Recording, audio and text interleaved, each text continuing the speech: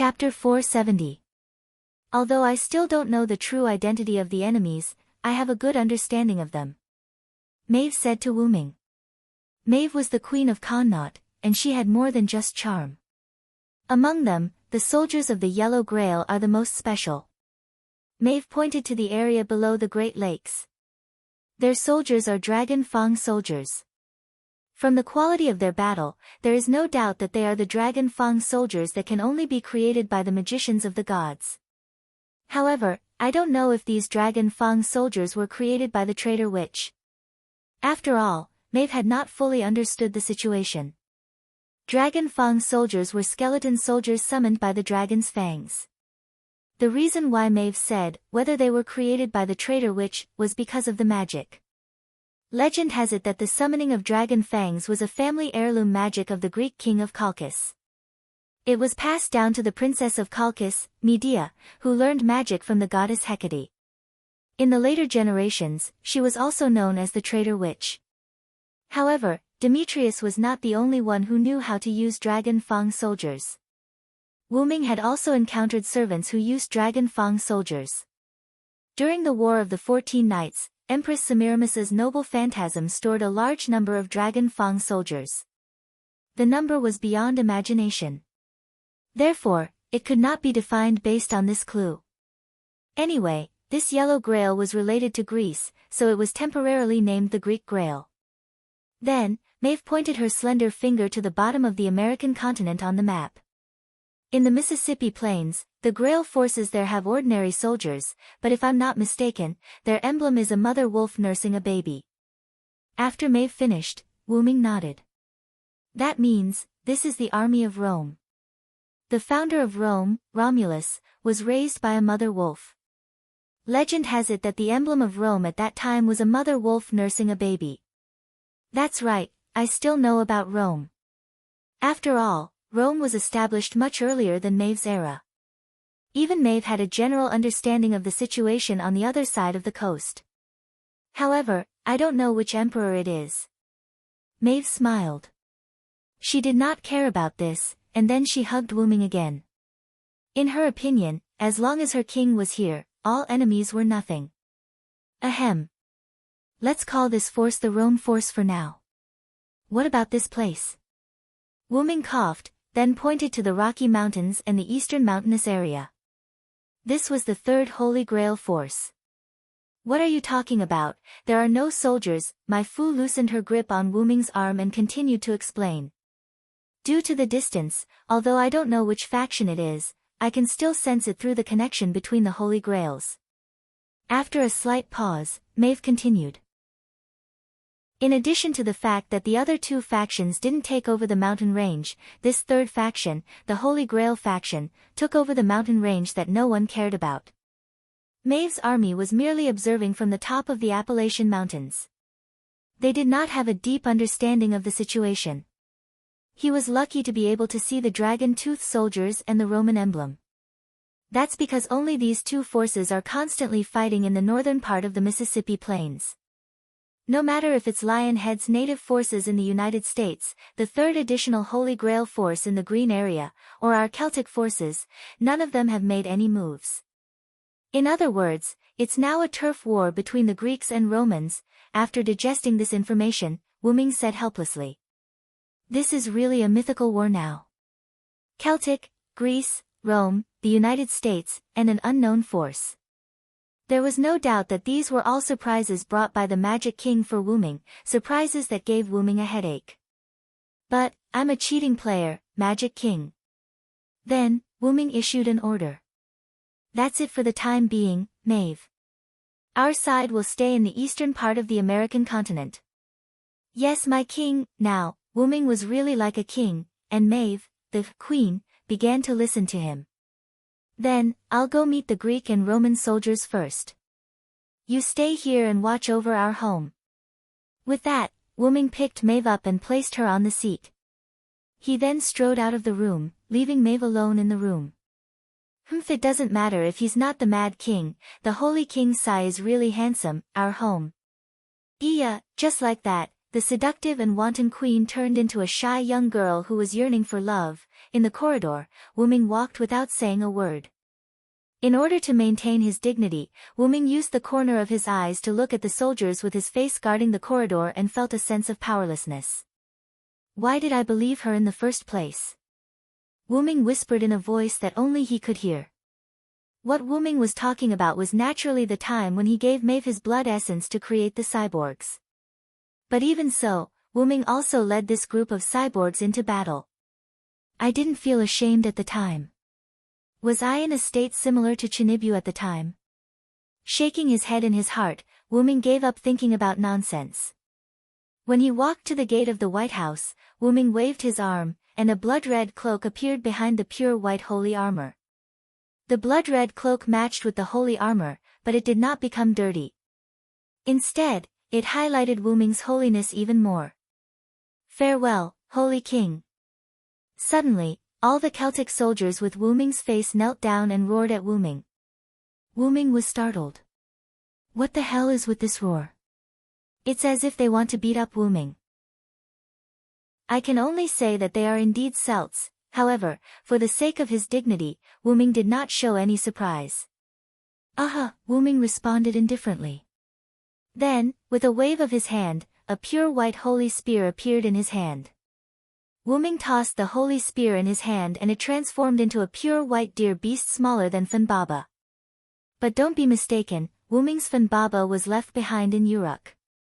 This was only because Wuming transformed the holy spear in his current state. In short, it was still the holy spear, Yggdrasil, but in a different shape. Woo! The deer beast lightly responded, and Wuming immediately jumped onto the deer beast's back. Wuming, who was wearing armor, looked extremely suitable riding on the deer beast that was much smaller than Funbaba. After all, this was the mount that Wuming transformed into himself, so it was definitely suitable. Woo! The deer beast responded softly again and carried Wuming into the distance. That was the location of the Appalachian Mountains. Wuming planned to cross the Appalachian Mountains directly to his destination, the northern Mississippi plains where constant battles occurred. Chapter 471. At the top of the Appalachian Mountains, Wuming rode his deer beast to the top of the mountain. Then, Wuming jumped off the deer beast and looked into the distance. Caw, caw. Along with a cracking sound, the helmet on Silent Cry's head that looked like it had grown dragon horns automatically separated like Mordred's helmet, attaching itself to his shoulders and back. Wuming, who finally revealed his head, couldn't help but take a deep breath. Phew, the air in the mountains is indeed very cool. Wuming looked around with his eyes that had turned golden because of the Holy King. It's called the Great Mythological War, and it's not wrong at all. Wuming could clearly feel that the mana density of this singularity was continuously increasing. Although it was probably because of the Magic King, but, is the excessive use of the Holy Grail a side effect on the singularity? Wuming pondered. After all, how do you think the Dragon Fang soldiers, Roman soldiers, and Wuming Celtic soldiers were mass-produced? Even Maeve wouldn't be able to summon enough soldiers to occupy half of America in a short period of time without using the Holy Grail. It was probably the same for the Dragon Fang and Roman soldiers. I wonder how many lone servants there are on this continent. Wuming said as he looked down at the battlefield that seemed to have already begun. Wuming learned from Roman that the Holy Grail of every singularity would summon a lot of lone servants. Therefore, Wuming was thinking about the lone servants. If we can rope him in, he will be of great help to Tachika. However, he had to have the opportunity to meet a good lone follower. Then, Wuming closed his helmet and sat on the white deer beast again. Oh. Wuming rode the deer and galloped toward the foot of the mountain.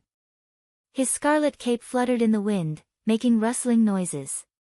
At the foot of the mountain, not far from the northern battlefield of the Mississippi Plains. In the north was a group of ferocious-looking skeleton soldiers that didn't look human, the Dragon Tooth soldiers. Some of the Dragon Teeth soldiers were holding large bone blades, some were holding long bone spears, and some were holding curved bone bows. They were arranged in an extremely orderly manner. In the south was a group of Roman soldiers wearing old but tough leather armor. The Roman soldiers were basically armed with spears, shields, and short swords at their waists. Both armies were heavily guarded, and there were no commanders in sight. It was as if they were about to engage in a daily battle. Both armies moved and began to attack each other. The vanguard of both sides made contact. There was no flashy exchange of blows. It was just a mutual attack of you with a saber and I with a spear, you with a sword and I with a shield. It had to be said that such a battle was merely a matter of who had more troops. However, for both sides who possessed the Holy Grail, this was indeed a terrible idea. Therefore, after such a long battle, it was time for them to change their strategy. For example, taking a picture of a general or something. Roar! All of a sudden, an inhuman roar sounded from behind the Dragon Fang soldiers. Then, a huge black figure jumped into the camp of the Roman soldiers. Boom! When the black figure landed in the camp of the Roman soldiers, it directly caused a violent impact to the Roman soldiers. Roar! The black figure roared again. It was holding a strange stone axe. It was a 2.5-meter tall figure. Its whole body was naked, and only the lower half of its body was wearing a tattered combat uniform. Its naked body had a healthy dark complexion. Its muscles were bound, and its wrists and ankles were shackled. His eyes were filled with madness. Without a doubt, this was a berserker. If Wuming was here, he would definitely be surprised. This was the berserker that they met in Winterwood City. His real name was Hercules. Hercules was constantly waving his axe and sword as he began to massacre the Roman soldiers. It had to be said that a berserker was indeed a berserker. His destructive power was not to be underestimated. In just a few minutes, more than half of the Roman soldiers were killed or injured. However, since the Dragon Fang soldiers had already sent a general, the Roman soldiers had no choice but to send a general as well.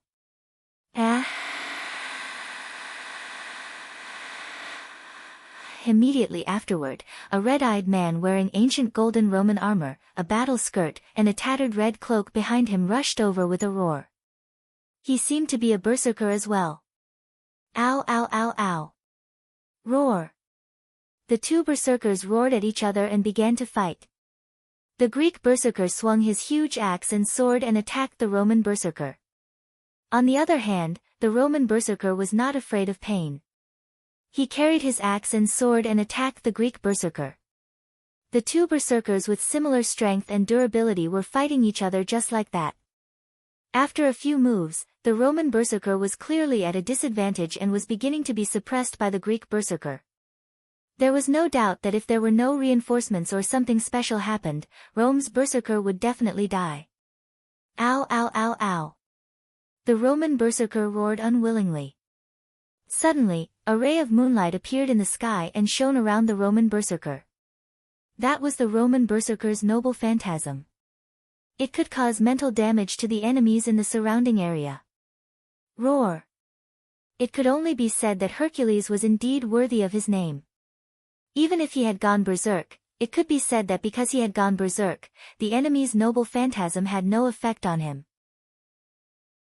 However, the surrounding Roman soldiers and Dragon Fang soldiers could not. The Roman soldiers began to go berserk. Kada kada kada. The Dragon Fang soldiers also went berserk. Then, the Roman soldiers and Dragon Fang soldiers who were affected by the Roman berserker's noble phantasm began to attack Hercules crazily. Roar. Ants could even kill an elephant. However, to Hercules, these soldiers and Dragon Fang soldiers were not ants. At most, they could only affect Hercules. Hercules crazily crushed these soldiers and Dragon Fang soldiers and began to attack indiscriminately. As long as they were close to him, they would be smashed into pieces by Hercules's axe. However, the Roman berserker was also among them, constantly attacking Hercules. The Roman berserker, who could match Hercules' strength, could cause damage to Hercules with every attack. This was what they meant by ants could kill an elephant. Of course, that referred to Hercules being attacked by the Roman berserker. At that moment, there was a sudden magical fluctuation not far away from the two servants, and the two berserkers could not help but look over there. With a flash of light, two figures appeared in the same place. Reiki transfer normal. Tachika, Matthew, you have come to the United States in 1783. Roman's voice came from Gadatsi's wrist. It was Matthew who was wearing Chaldea's master clothes and Galahad's Reiki suit. Doctor, are you sure this is the United States in 1783? Gadatsi and Matthew looked at the battlefield in horror. Was there such a fierce battle in the United States at that time? Coincidentally, Hercules and Rome's berserker were looking at the two unknown enemies who had entered the battlefield. Gadatsi and Matthew could not help but swallow their saliva. It feels like we're finished. Chapter 472.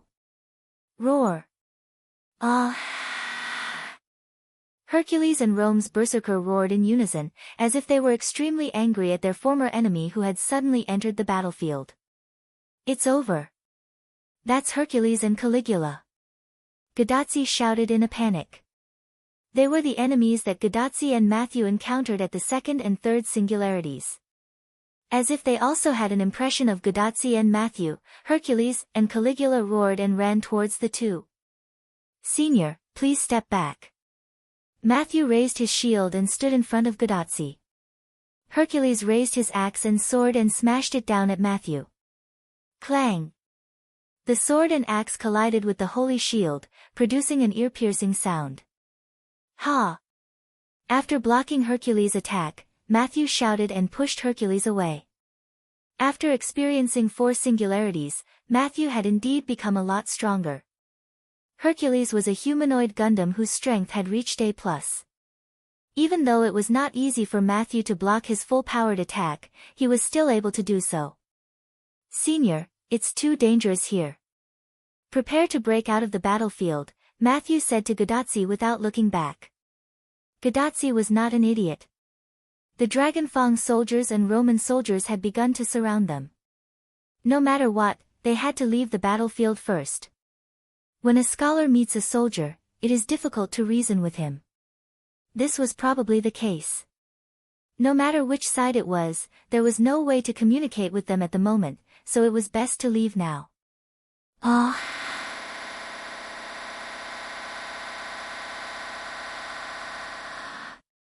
Senior.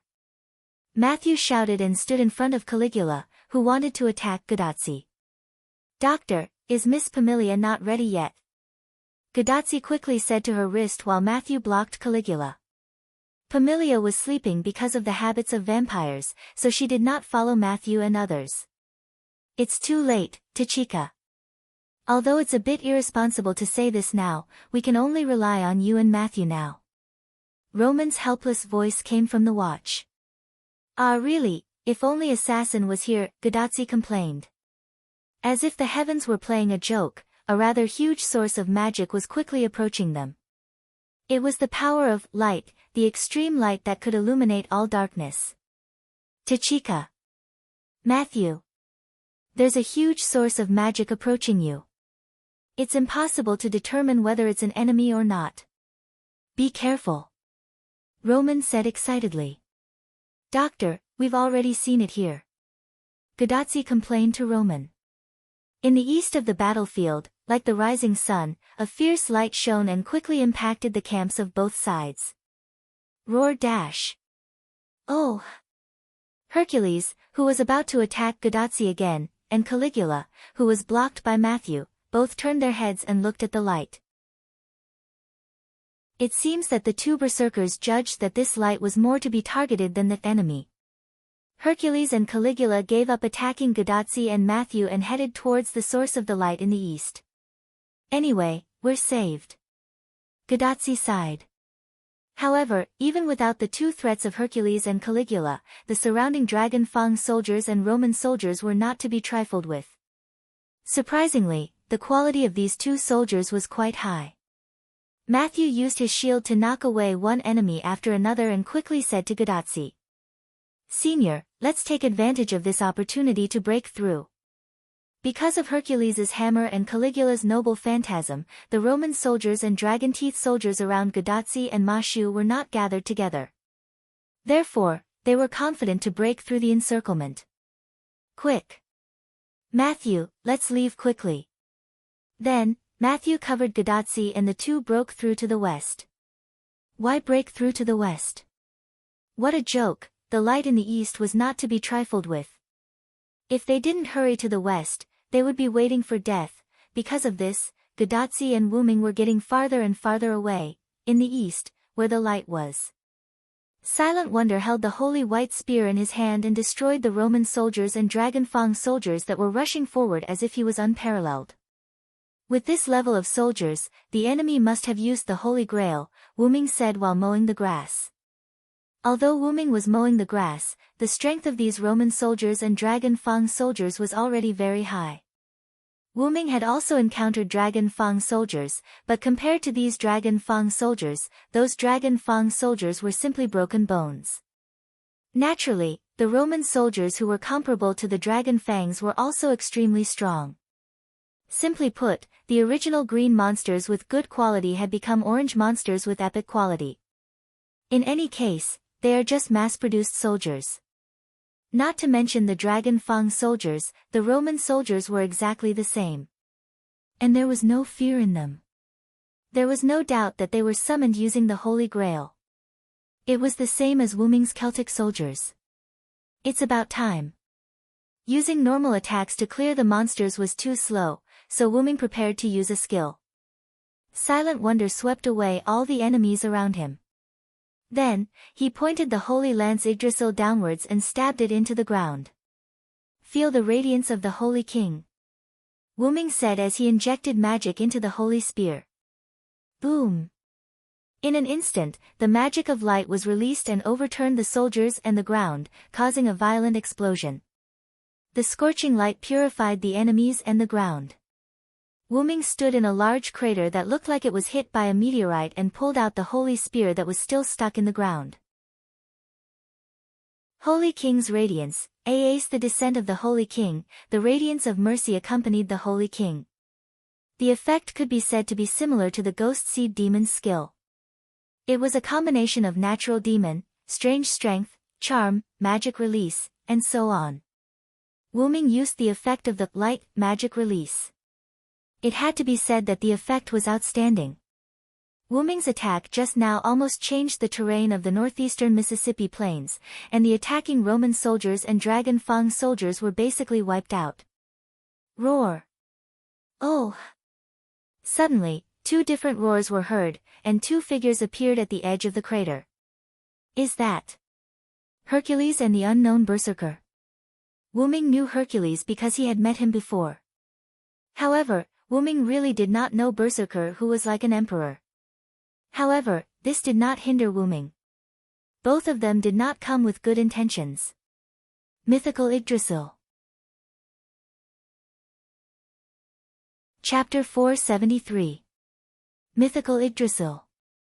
Wuming didn't say anything and directly released the true name of the Holy Spear. The originally solid holy spear in his hand seemed to have turned into light, shining with infinite brilliance. Even Hercules and Caligula couldn't help but raise their arms to block the dazzling brilliance. Pure brilliance, holy world tree, help me purify the evil. Wuming shouted loudly and threw the aurora pillar in his hand like a javelin at Caligula. After all, Wuming didn't know Caligula well and didn't know if he was a strong threat. But Wuming knew that Hercules could resurrect 11 times, and he would be immune to all attacks he had received. Therefore, Wuming chose to get rid of Caligula, the unknown berserker, first. Ah! The intense pain made Caligula roar. The spear of light hit Caligula's body at a speed that Caligula couldn't react to. It passed through his body and left a glowing hole in his body. Bang! Then, Caligula exploded and overturned Hercules, who didn't have time to leave Caligula's side. This was the power of Wuming. No, it should be the light of the Holy King. At this point, the Roman berserker, Caligula, was eliminated. Roar!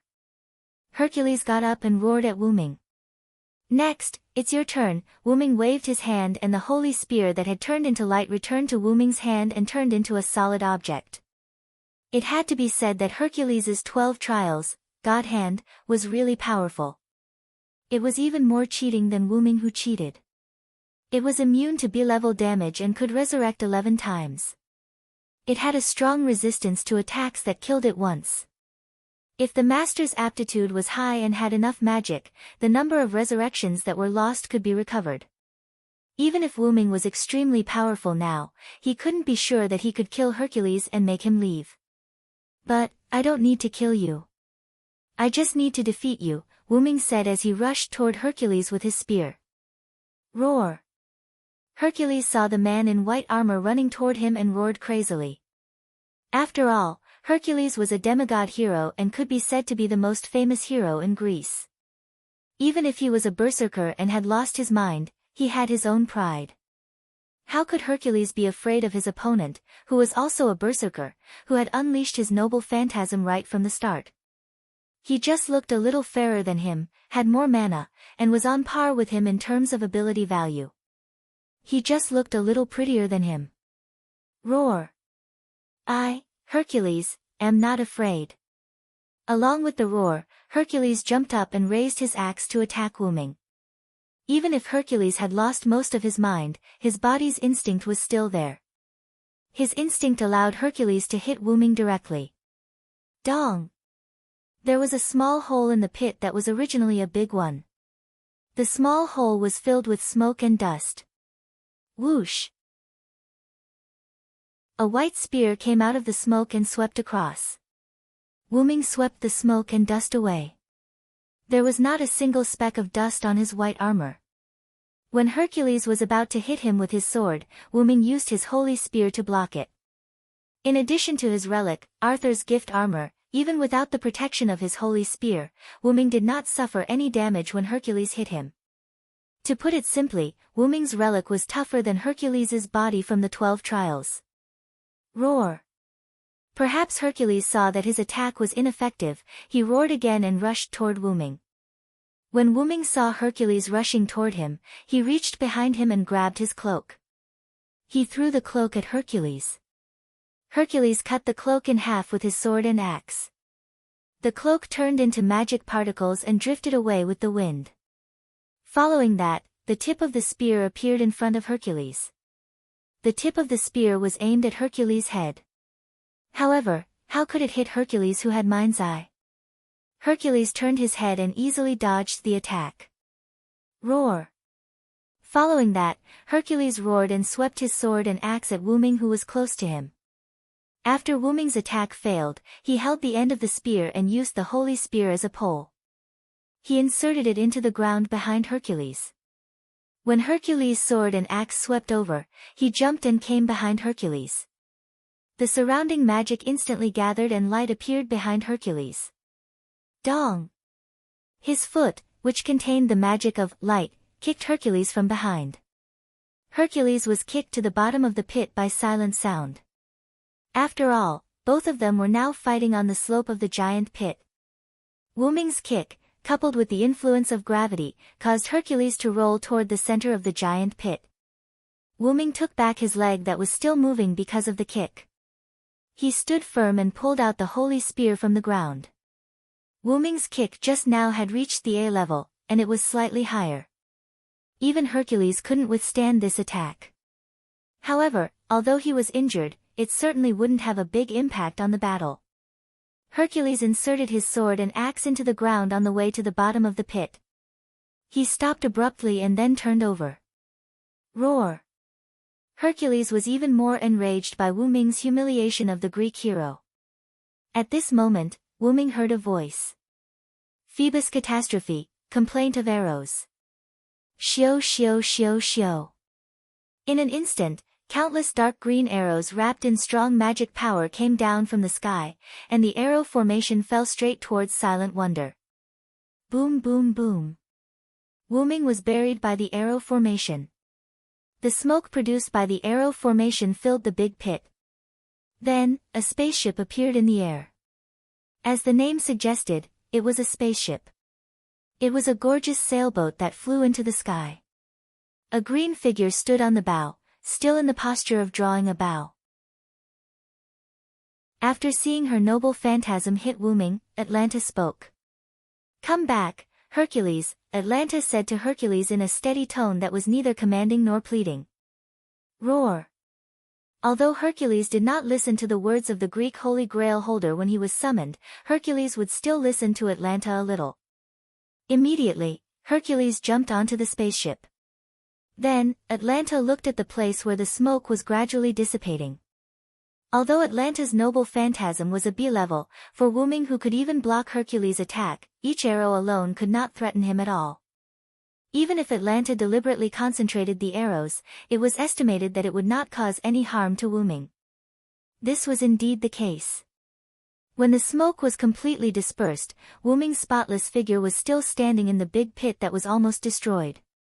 "Such a familiar noble phantasm, I guessed it must be you," Wuming said lightly. Chapter 474.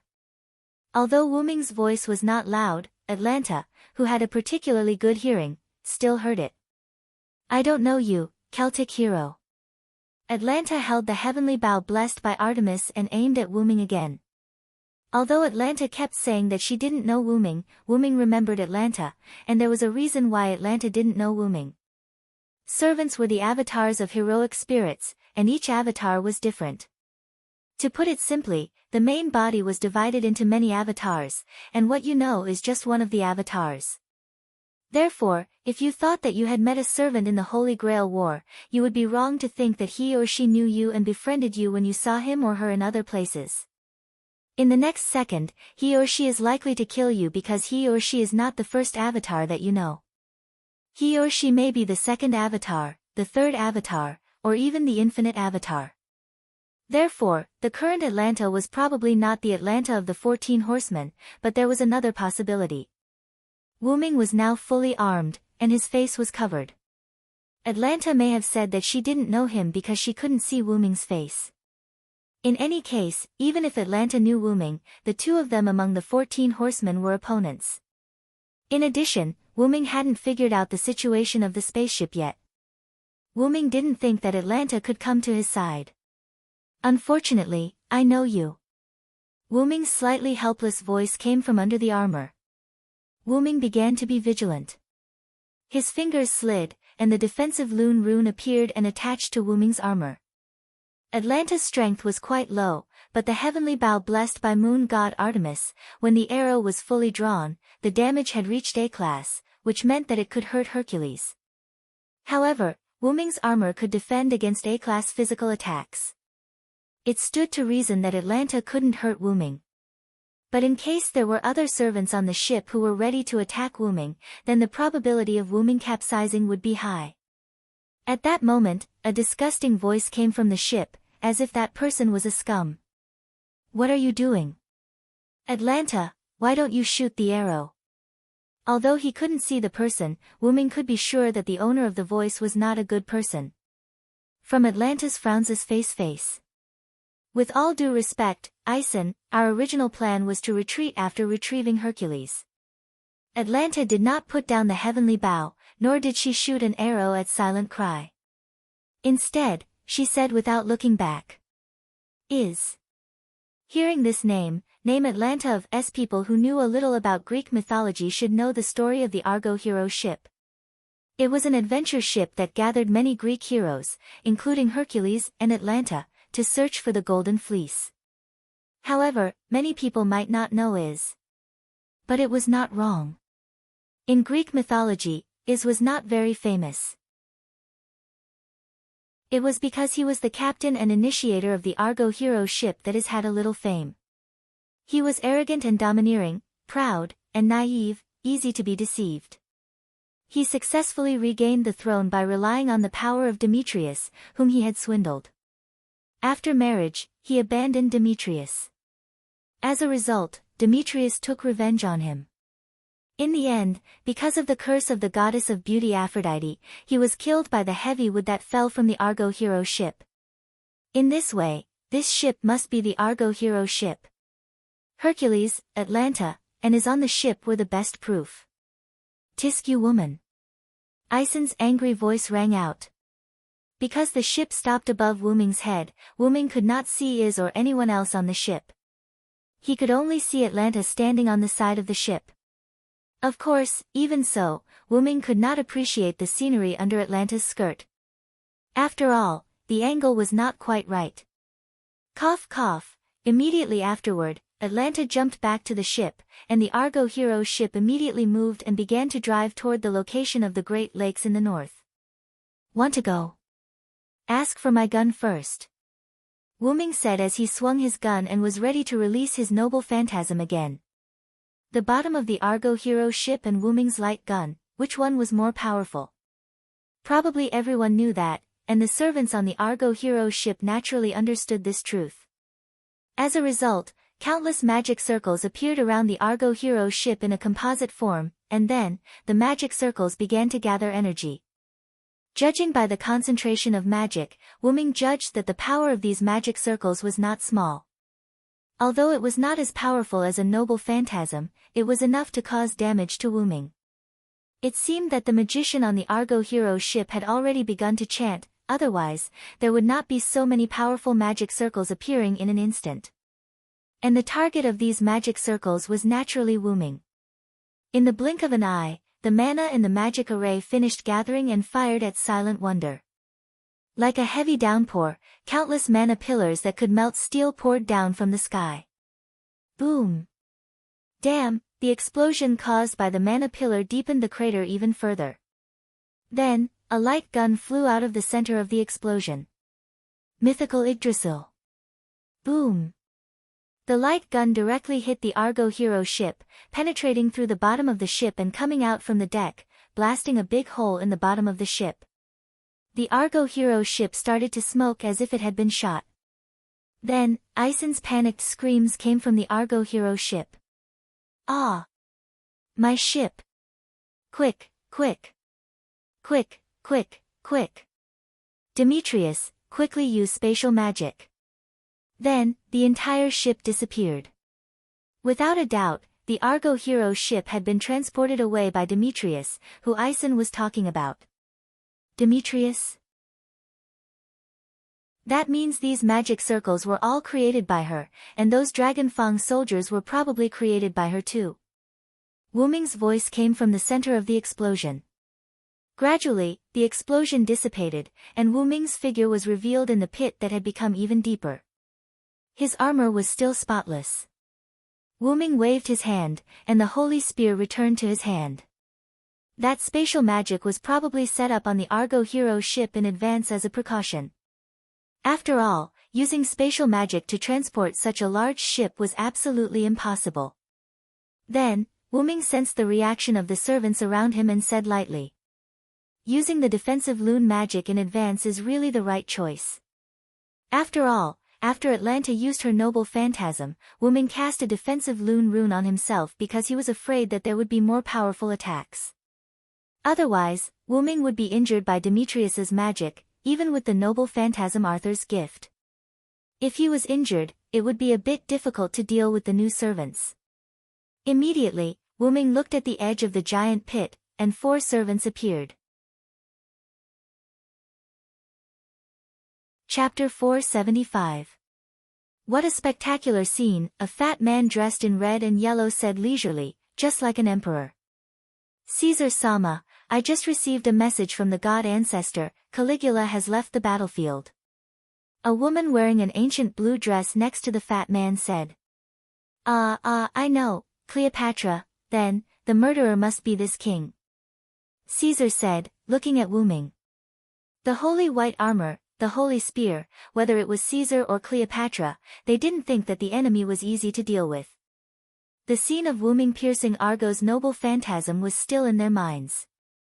However, these two are not easy to deal with. As he spoke, Caesar glanced at the red-haired young arrogant king and the black-haired frivolous swordsman with his small eyes that appeared to be too fat. Cedo. The rest of Cedo. Cedo's aura is here. Damn it. Those Greek hyenas, I will never let you go. The young king roared angrily. Well, he doesn't look easy to deal with now. Caesar smiled and waved his hand. Oh, Celander, I didn't expect you to descend in this way. I thought Maeve would use the Holy Grail to distort you into the Mad King.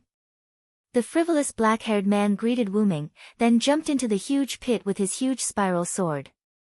Fergus, were you also summoned by Maeve? Wyrm calmly looked at his old friend, who was killed by Gil in Winterwood City. Not to mention that he still couldn't remember what happened in Fuyuki City.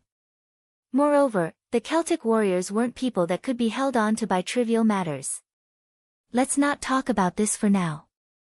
The two over there are servants from Rome, and the one on the other side is the hero of India, Rama. Let's talk about the details later. Fergus said and retreated behind Wyrm. Looking at the fresh wound on Fergus' chest, there was no doubt that Fergus was seriously injured. Don't look at how frivolous Fergus' words were, he was already at his limit. The wound extended from his left shoulder to his right abdomen. Although the bleeding had temporarily stopped, Fergus probably wouldn't be able to fight anymore. Then go back to Washington. You'll just be a burden if you stay here, Wyrm said without looking back. Then I'll leave it to you. Fergus smiled and left while whistling. Wyrm first looked at Caesar and Cleopatra before looking at the red-haired Rama. The name Rama reminded Wyrm of the last king of the god slayers, who was also Rama. The two of them were the Rama of their respective worlds, but they would not have any connection. You're a Celtic too, right? In that case, you are also responsible for what happened to Cedo. Bear it properly for me. Rama shouted furiously as he raised the undying blade in his hand. Brahmastra, indestructible Rakshasa. After activating his noble phantasm, Rama threw the undying blade at Wyrm. Among them, the lightning and flame on the undying blade made Wyrm nervous. According to the type, Rama's indestructible Rakshasa, was a magic noble phantasm, but that didn't mean that magic noble phantasm couldn't attack non-magic. And in terms of level, Rama's indestructible Rakshasa, indestructible Rakshasa, indestructible Rakshasa, indestructible Rakshasa, indestructible Rakshasa, indestructible Rakshasa, indestructible Rakshasa, was an A+ noble phantasm. This made Wyrm curse in his heart, what the F***ck, even if Wyrm had the noble phantasm Arthur's gift and the Lune defense rune, Wyrm wouldn't dare to take that attack head-on. What if I hang up? Wyrm didn't have any powerful defensive noble phantasm or defensive ability, so Wyrm used the skill Holy King's Glory. Wyrm crazily squeezed the magical power in his body. In an instant, endless light shone from Wyrm's body. Even Caesar and Crowbart, who were servants, couldn't bear the light and directly raised their arms. And Rama was the same. Of course, Wyrm didn't intend to use this skill to resist, but to use magical power to release it. The legend of the Holy King, Holy King. Rama raised the Holy Lance, and with the magical power provided by Wyrm that was equivalent to 3 noble phantasms, the Holy Lance turned into a huge light cannon. Then, Wyrm threw it heavily. Boom! Rumble! When the indestructible blade came into contact with the light cannon, there was silence at first. Then, there was an explosion. The aftermath of the explosion was comparable to that of a nuclear bomb. Caesar, Cleopatra, and Rama were blown away. Even Fergus, who had just walked a short distance away, was affected. However, even though Fergus had walked a long distance away from the big pit, he was still affected by the explosion. It was enough to see the power of Wyrm's noble phantasm. Fergus inserted the neon sword deep into the ground, and held the hilt with difficulty to prevent it from being blown away. After about 10 seconds, the storm stopped. Well, Celander is too reckless. Even if he has a lot of magical power, he can't do whatever he wants. Although he complained, Fergus had a smile on his face. After all, the Celtics were considered a fighting race. Fergus looked at the area behind him, as if it was swallowed by the explosion. The whole big pit could no longer be seen because it was all white. Well, I'm injured, I'll let him do it himself. After that, Fergus carried his spiral sword and walked toward Washington. After a long time, the white substance dissipated, and a barren plain was revealed under the sky. Why was it a plain? Because the explosion directly dug out a piece of the area. In short, it was actually a flat basin. That was the trump card of a servant, the power of a noble phantasm, which was powerful enough to change the terrain. Of course, to be able to turn the surrounding hundreds of hectares of plain into a basin was not something that could be done casually by a servant. At least, Fergus could not do it. At most, he could only scorch the land in front of him that was tens of thousands of meters long and thousands of meters wide. At that moment, a white hand suddenly stretched out from the ground of the basin. Taking a closer look, it was not a white hand. It was obviously a white gauntlet with a white gauntlet. Wuming climbed out of the ground, the white armor was slightly dim at the moment. Wuming supported his body with the holy lance and looked around. This holy king's body is a bit scary. I just used 3 times more mana to supply the noble phantasm, plus a super strong mana release, and the explosion was so amazing. Well, ordinary servants would be drained of their mana in an instant if they did that. Only Wu Ming, who had a special ability, dared to do that. Mana amplification, EX, the perfect attribute of the root dragon. No matter what class, the root dragon's mana was almost unlimited, and it was not affected by the class. Because of his almost limitless magic, coupled with his cheat code and Maeve's use of the Holy Grail, Silent Cry has really become able to do whatever he wants. Rama, Caesar, and the others, I'm afraid they would have been blown away. Because Wuming was in the center of the big pit, Wuming was buried underground. Rama and the others, who were at the edge of the big pit, were unlikely to be buried underground. It was very likely that they would have been blown away. Forget it, let's leave it at that for the time being. The information collection is almost done. After that, Wuming also began to move toward Washington. Good heavens, so the reason for this nuclear flattening was to gather intelligence. Chapter 476. Logically speaking, there should be a lot of local residents around the basin that was turned from a plain to a nuclear flattened. However, the surrounding area was subconsciously identified as a battlefield by Greece and Rome. Therefore, the local residents in this area were evacuated by Greece and Rome. Both Greece and Rome set up capital cities in their respective territories and gathered the people as if they were establishing a country. The people, on the other hand, chose a side to join in order to protect themselves. It's really beyond my expectations. I thought they wouldn't care about the life and death of the local residents. Wuming sat in the president's seat and casually flipped through the information collected by Maeve after Wuming left. At this moment, Wuming's originally battered armor was restored to its holy state. There was no doubt that Maeve directly used a command spell to restore Wuming to his full state. This is not surprising. After all, both sides have similar leaders. Maeve stood behind Wuming and said with a smile while hugging Wuming's neck. Rome's words were still understandable. After all, it was Caligula and Caesar. It was normal for them to build a city. On the other hand, Greece was more than happy to play the king's game. After all, Greece had Jason. That guy used women for revenge. If you used them, then so be it. After becoming a king, marry her and live an honest life, but in the end, you abandoned her. Although both sides had leaders, neither Wuming nor Maeve would agree with such a man. There are also residents in our territory, right? Wuming continued to look at the information and said to Maeve without looking back.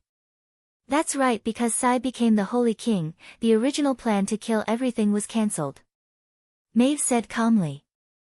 She didn't find it strange that she said to kill everything.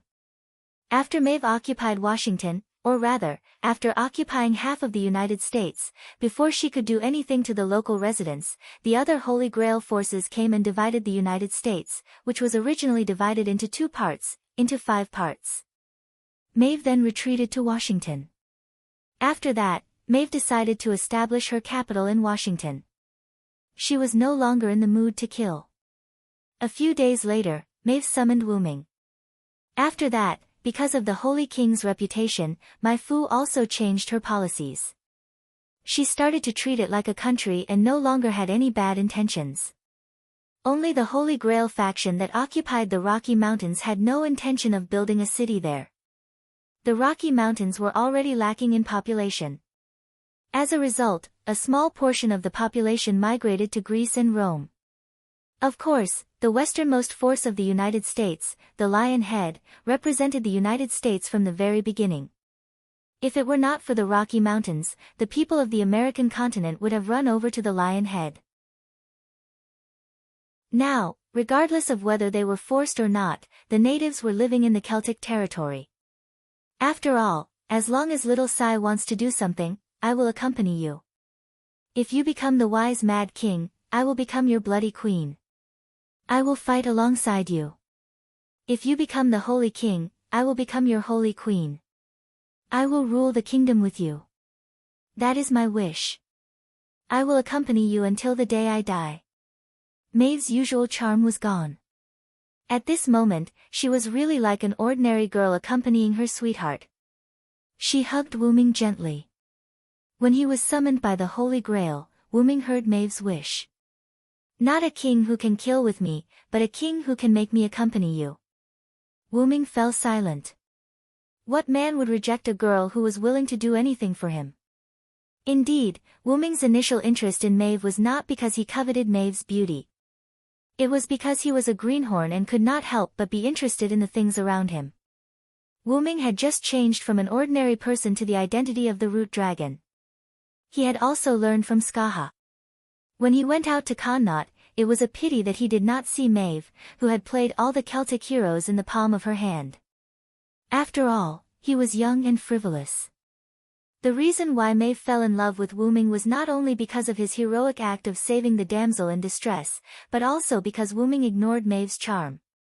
Maeve's beautiful body made her every move full of charm, and Wuming resisted Maeve's charm because of his powerful mental strength as the root dragon. Because of these two things, Maeve became interested in Wuming. At first, her love was indeed to play Wuming in the palm of her hand, but the real love was to accompany Wuming in the future. Wuming stayed by Mai Fu's side and learned about Mai Fu's past.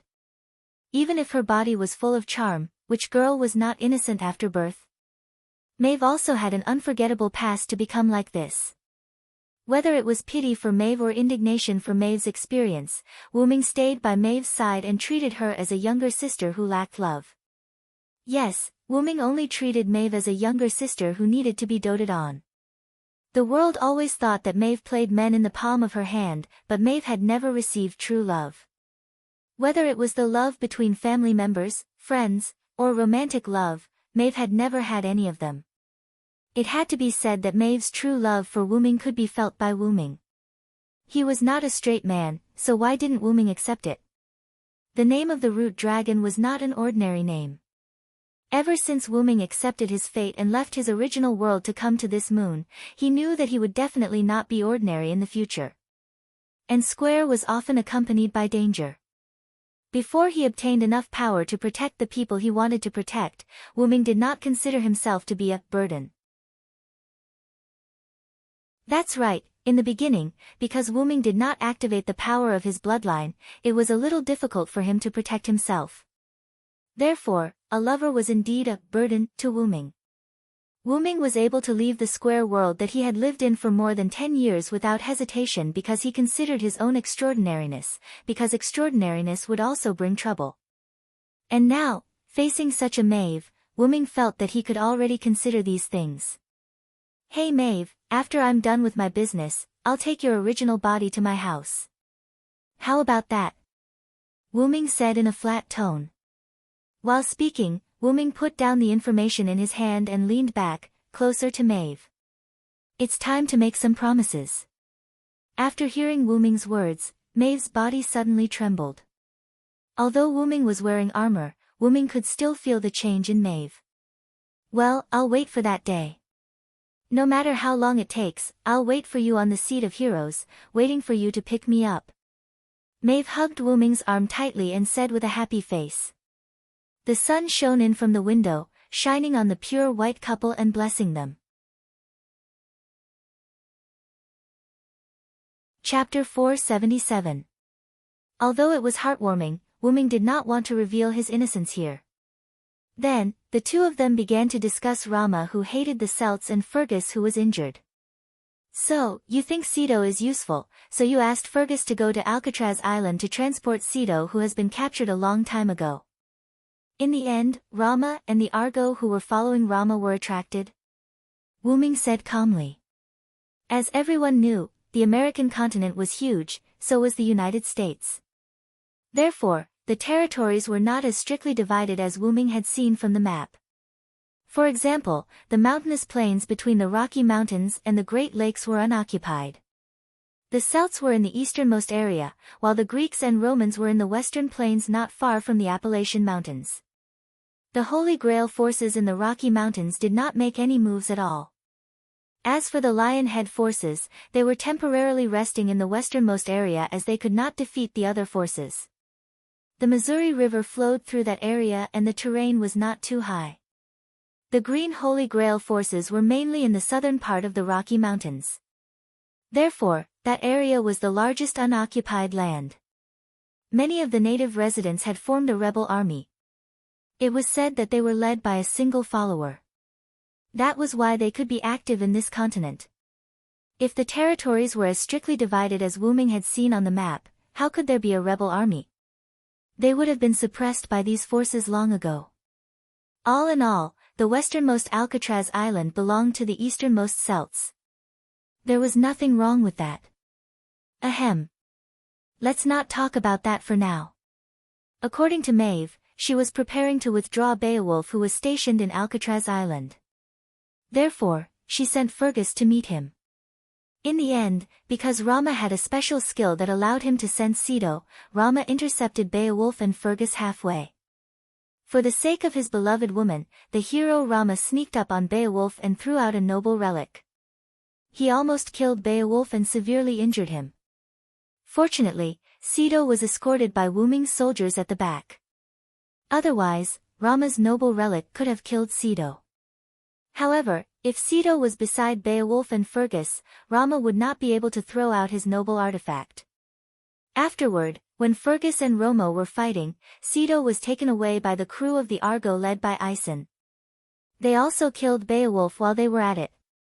Atlanta was more than enough to deal with a heavily injured Beowulf, not to mention that there was also the god-magician Demetrius. Then, Rama, who was enraged once again, used his spiritual base and used another relic to injure Fergus. He then began to chase after Argo. Although it was called an injury, Fergus was almost done for. Rama had overdrawn his spiritual base to release the relic. Perhaps, when Rama was fighting Wuming, he had also overdrawn his spiritual base to use the relic. As a lone servant, although Rama was summoned by the Holy Grail could only maintain Rama's current realm. It was impossible for it to provide unlimited mana. Almost all the other servants were the same. It seemed that only Wuming had a master, and that was Maeve. He couldn't see the command seal because Maeve was wearing a white silk glove that blocked the command seal. After that, Fergus needed to return to Washington, so he followed Rama on the way. When they passed through Rome's sphere of influence, Caesar and Cleopatra, who attracted attention, appeared. The two of them watched Rama chase after the Argo, and Fergus chased Rama.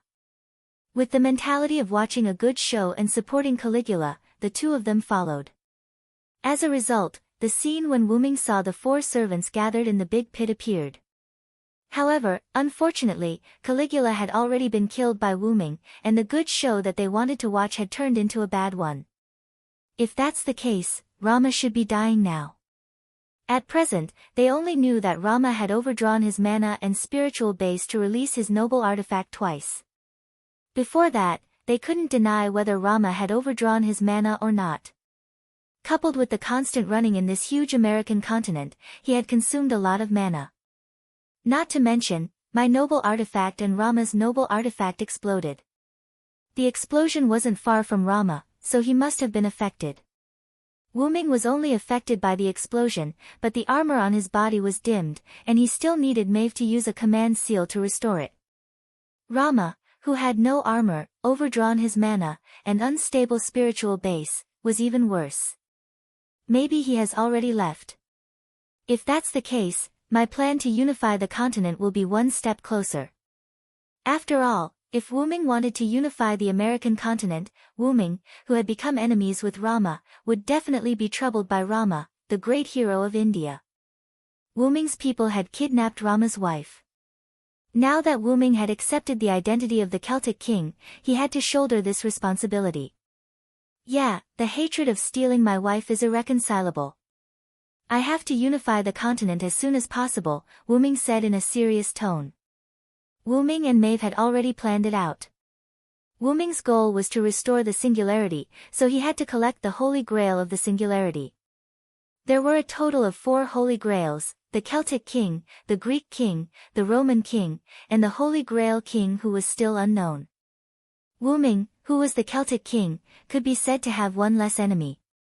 After all, Maeve, who had the Holy Grail, was one of his people.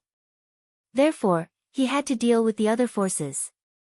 Of course, Lionhead's native force in the United States did not have the Holy Grail, so he did not have to categorize it as an enemy for the time being. Therefore, Wuming set a small goal for himself, which was to unify the United States, collect the Holy Grail, and complete the restoration of humanity. However, Lionhead can also work with him. After all, both of them have the same goal, Wuming analyzed. Lionhead's goal must be to restore the United States, and Wuming's goal was to collect the Holy Grail, so he needed to unify the country. In that case, the two sides could work together. But before the other 3 forces came to this singularity, we and Lionhead were mortal enemies. I'm afraid it's not that easy to bury the hatchet, Maeve said. That's right, mortal enemies would not easily unite just because of an additional enemy. It was not that easy. That's true, Wuming said in a deep voice. Then, Wuming thought of Gadotsi. I don't know if Tachika and the others came to this singularity. If they had the help of Chaldea's master, it would be a great help to collect the Holy Grail. After all, the reason why those followers were alone was because they were summoned by the Holy Grail. They helped Chaldea's master to take back the source of the singularity. After all, the singularity was caused by the followers with their own private wishes, so it was impossible to talk about it. By the way, in Celtic, besides you, me, Fergus, and Beowulf, are there any other followers? Wuming suddenly said to Maeve. Chapter 478. The reason why Wuming asked this question was because Wuming had never seen other Celtic servants. If he didn't meet Fergus, he wouldn't know that Fergus was on his side. There are 3 more, but one of them is not from Celtic, but from India, and he has a little relationship with Romo. Maeve pretended to be mysterious and said to Wuming with a playful smile. If there is a chance, introduce them to me. Wuming chuckled and said lightly. Wuming's meaning was obvious, he was going out again. Are you going out again? Really, can't you spend more time with me? Maeve said coquettishly, her body began to produce charm again. Maeve naturally knew that charm was ineffective on Wuming, but it was her body's natural ability, and it was released involuntarily. Then, Wuming touched Maeve's head with his hand that was wearing white protective gear. Although I have become a king, after all, I have no interest in it, so I will leave it to you, my queen. After touching Maeve's head, Wuming asked some information about his servants and Lionhead's information and left the room. My king, I will help you take care of our country. Maeve, who had once again turned into an infatuated woman, was left alone in the room. Wuming was ready to go to the United States, which was the westernmost part of the American continent. Now that he couldn't find Gadotsi for the time being, Wuming was ready to go to the countries that could be united. He just wanted to meet the old friend that he heard from Maeve. I just don't know if he remembers me, Wuming said casually. When he walked to the corner, Wuming met 2 people. Well? The person in front of Wuming was obviously a master and servant, and the 2 showed a very obvious superior and subordinate relationship. The former was a handsome man with long blonde hair, and the latter was a young man with short black hair and a mole. What a coincidence to meet the Holy King. The blonde man's tone was not too respectful, but also not arrogant, as if he was in front of a person who deserved a little respect. I am Finn McCool, this is my subordinate. The blonde man introduced to Wuming. Nice to meet you, Your Highness Holy King, I am Dilmund Odina. The black-haired man behind Finn said respectfully to Wuming. It seemed that Finn and Dilmund were two of the three remaining servants of the Celtic side. After all, Maeve had said that one of them was from India, but the two in front of Wuming were from Ireland. You don't have to be so courteous to me. If I remember correctly, you guys are from the Fjordna Knights. Speaking of which, you guys have some history with Fergus. Wuming nodded knowingly. Finn smiled calmly when he heard that. The necessary etiquette is still necessary. You are the Connaught Silver Dragon Celander who defeated Fergus. Even Cuchulainn didn't beat you. Naturally, you need to be respectful to a hero. Dilmund shook his head with a smile. Wuming had some recollection of what Dilmund said. When Connaught and Ulster went to war, Fergus ran over to serve Maeve. Because he couldn't stand Fergus's lecherous eyes, Wuming chased him away. At that time, Maeve even laughed at Wuming, saying something like, since you are jealous, then just accept me. Ahem. Wuming was just a siscon. How could he let his cabbage stay with a wild boar? Now that he thought about it, it seemed that Wuming was quite a siscon. He watched Artoria grow up, and Joan of Arc was younger than him in his memory. There were also Illyria, Mayu, and Shiobi. They all seemed to be siscons or siscons. How could it be? It was just a coincidence. Wuming shook his head subconsciously, but this scene was humble in the eyes of Finn and Dilmund. You don't have to be humble. Your achievements on the battlefield between Greece and Rome are still vivid in our minds. At that time, Finn and Dilmund were not in Washington. The two of them were outside roping in stragglers. Of course, they basically did not gain anything. They only met a few low-level servants, and because they did not obey, they were all killed. Again, the American continent was very big. At that time, the two of them did not meet Fergus or Wuming. Then, near the battlefield, they saw the nuclear explosion caused by Wuming's noble phantasm. Wuming did not say anything more, and then asked the two of them. You two, are you going to ask Maeve for instructions now? You don't have to do anything, just defend our camp steadily. Immediately, Wuming gave instructions. The situation was not completely clear, and the third party of the Holy Grail force was not clear either. Doing nothing was the best way at the moment. Although Wuming said so, Finn was still a little hesitant. Maeve did give orders after Wuming arrived, and Wuming's words were the final word. However, no matter what, Wuming had only been here for less than 2 days. It was the same principle as the Empress Dowager and the Emperor. Just listen to Xiao Sai. At that moment, Maeve's voice came from behind Wuming. After all, Maeve was also a very active person, and it was unlikely that she would sit in the office for a long time. In addition, Wuming, Finn, and Dilmund had been arguing for a long time, so it was normal for Maeve to catch up. Didn't I say that Xiao Sai's words are the highest order? You may leave, Maeve said casually to Finn and Dilmund. Understood. Let's go, Dilmund. Finn nodded and waved at Dilmund. Yes. Dilmund responded and followed Finn out of the place. At that moment, Wuming's heart was in turmoil. Sure enough, the servants are not obedient. Whether it was from Finn's attitude or the conversation with Wuming, it could be seen that he did not put himself in the position of a subject. He was just obeying Maeve's orders. Wuming believed that if it were not for the Holy Grail, Finn and Dilmund would probably have left here and set up their own house. After all, they were summoned by Maeve with the Holy Grail, and Maeve also had a slight suppressive power over them. Is it okay? Wuming asked Maeve with concern. Maeve naturally knew what Wuming was talking about. At least they are very obedient. After all, heroes are always eccentric guys. However, if Xiao Sai hates them, just get rid of them. Holding Wuming's hand, Maeve said charmingly. That's not necessary. It's better than nothing. Wuming shook his head. Then Wuming felt that something was wrong. Why do I feel like I've become a big boss? Sigh. Listen to Xiao Sai. Chapter 479.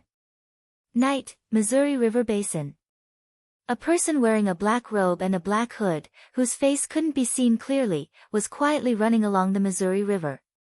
The figure sometimes changed his route, sometimes he hid and sometimes he came to the Black Mountain in the western part of the Missouri River Basin. This silhouette arrived in a dense forest near Black Mountain, and stopped.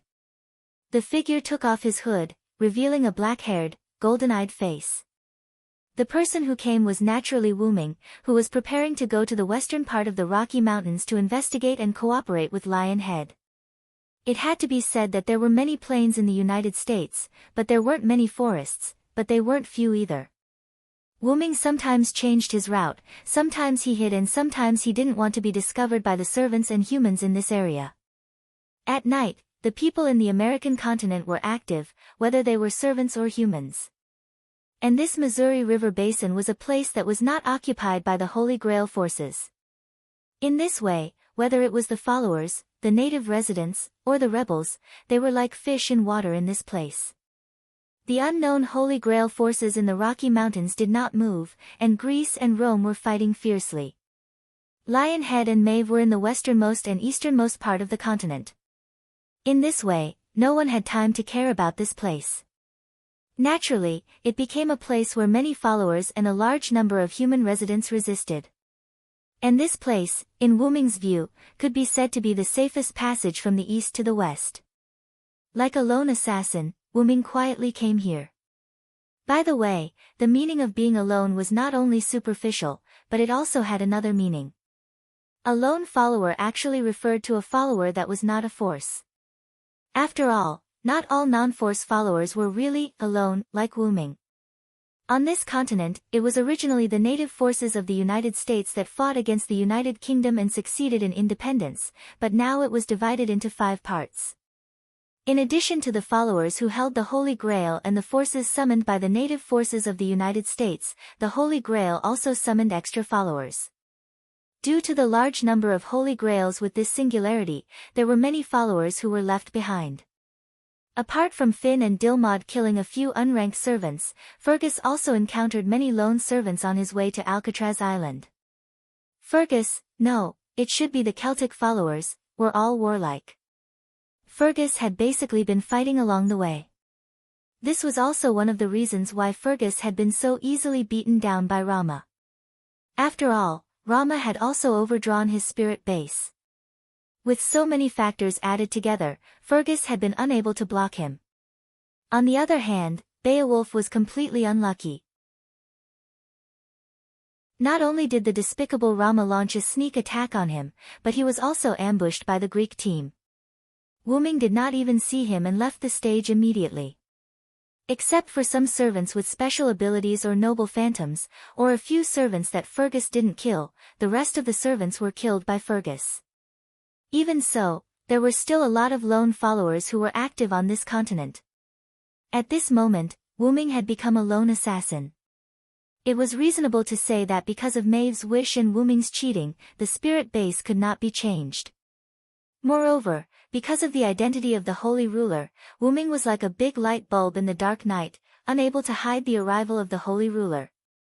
But, this can't stop Wuming from being a cheater. Although the authority and the blade of salvation were not brought into this body because of the Serland's spirit base, Wuming had brought his own dimensional noble phantasm, Dragonus Dragon's Nest.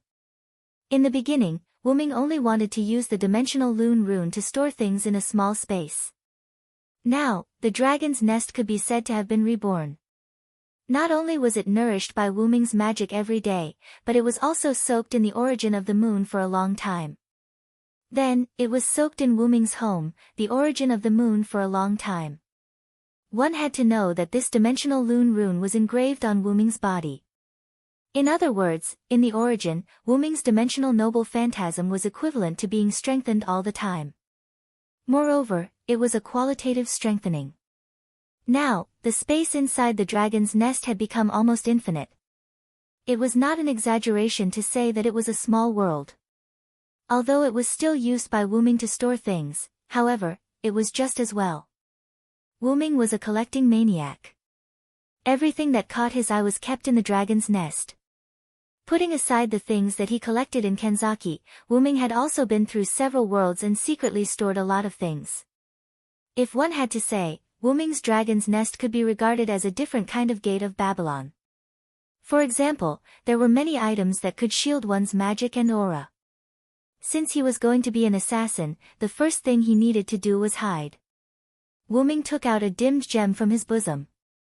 It was a tool used for assassination. It could shield one's aura, but it was no longer effective. This thing seems to be from the Yggdrasil world tree.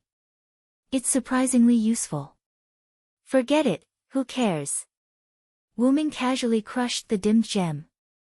With a thought, the space fluctuated and golden ripples appeared. Then, Wuming took out a metal ball from the golden ripples. It was the metal ball that Shiobi had fused with half of her core. I kind of miss that little girl. Wuming was naturally referring to his younger sister, Shiobi. In Wuming's opinion, Shiobi, who had just obtained human emotions, was like a child. Although her brain was more genius than a genius, Shiobi was a parsing machine after all. Then, Wuming pressed the metal ball against his body without hesitation. In an instant, the metal ball seemed to have turned into liquid and integrated into Wuming's clothes. At that moment, Wuming had already taken off his armor and put on the clothes from the other world with the divine soul seed. This was the first time Wuming had taken off his armor in this singularity. He was inexplicably excited. Cough, cough, is this the formation of an inner armor? Wuming could clearly feel that there was a layer of metal armor covering his assassin-style clothes. However, it was not completely covered. Wuming could feel it. Now that I think about it, the Kikai race is really a cheating race. In various senses, as he said that, a metal mask appeared on Wuming's face. Only the area where the eyes were was left with a rectangular gap with a rectangular black lens. Then, several particularly strange small magic circles unfolded around Wuming, setting off a small gust of wind. In an instant, the wind stopped, and the magic circles disappeared. That's it. Chapter 480. After all, the forest elves. No, it should be said that in their world, everyone's magic looked gaudy. Why did it not work in Wuming's hands? Forget it, as long as it works. Through the data on the black lens, Wuming could check his own status. Although the lens looked black from the outside, Wuming saw it as transparent. Not only that, the night was now like day in Wuming's eyes. At that moment, the lens display showed a map of Wuming's surroundings. On the map, places with energy were blue, and places without energy were white. After all, the Kikai elves did not use magic, so no matter what kind of unknown energy it was, as long as it was energy, it would be marked. Magic was blue. Looking at his white body, Wuming was a little confused. Others in this world shouldn't be able to see the forest elves' magic, right? That's right. Wuming used the Kikai elves' characteristics to cast the forest elves' magic that was copied into the metal ball. Giliel had gotten Wuming many books about forest elves' magic. Wuming did not ask where they came from, and stored those magic in the core in the root. Because there was no need to learn it anymore, just like Wuming's nameless spellbook. Although Wuming used to flip through it often, he realized that it was faster to use the spellbook automatically than to cast it himself, so Wuming gave up. Ahem, back to the main topic. Although it was reasonable to say that the Kikai elves could only copy an attack that had been seen or damaged once, when he was in the root, Wuming had slightly modified the core, making the core sublimate from its original foundation. In short, it would not have any bad effects on Shiobi. So, am I back to my old profession? Although Wuming was not strong when he was an assassin, Wuming quite liked it. After moving his body, Wuming felt incomparably comfortable. After all, it was still comfortable in the state where his aura was blocked. No matter how sneaky he was, it was as if he was in the open. At this moment, Wuming discovered that there were energy bodies approaching from the surroundings. Servant? He doesn't look like a passerby. With that thought in mind, Wuming activated the camouflage function and disappeared. Just as Wuming hid himself, a man with dark brown skin, half-naked upper body, and a small knife in his hand arrived. After vigilantly observing the surrounding situation and inspecting the place, the man quickly left. Servants that were attracted by the whirlwind just now. Wuming revealed himself and muttered to himself. Wuming could tell that the other party was a servant by the speed of a Class B when he left. What's more, the other party's body was also filled with a lot of magical power. Wuming could see clearly through the lens that the magic power in the other party's body was slightly dark blue. At the very least, the other party's magic attribute should be at Class B. It's rare that he is a caster. Wuming thought.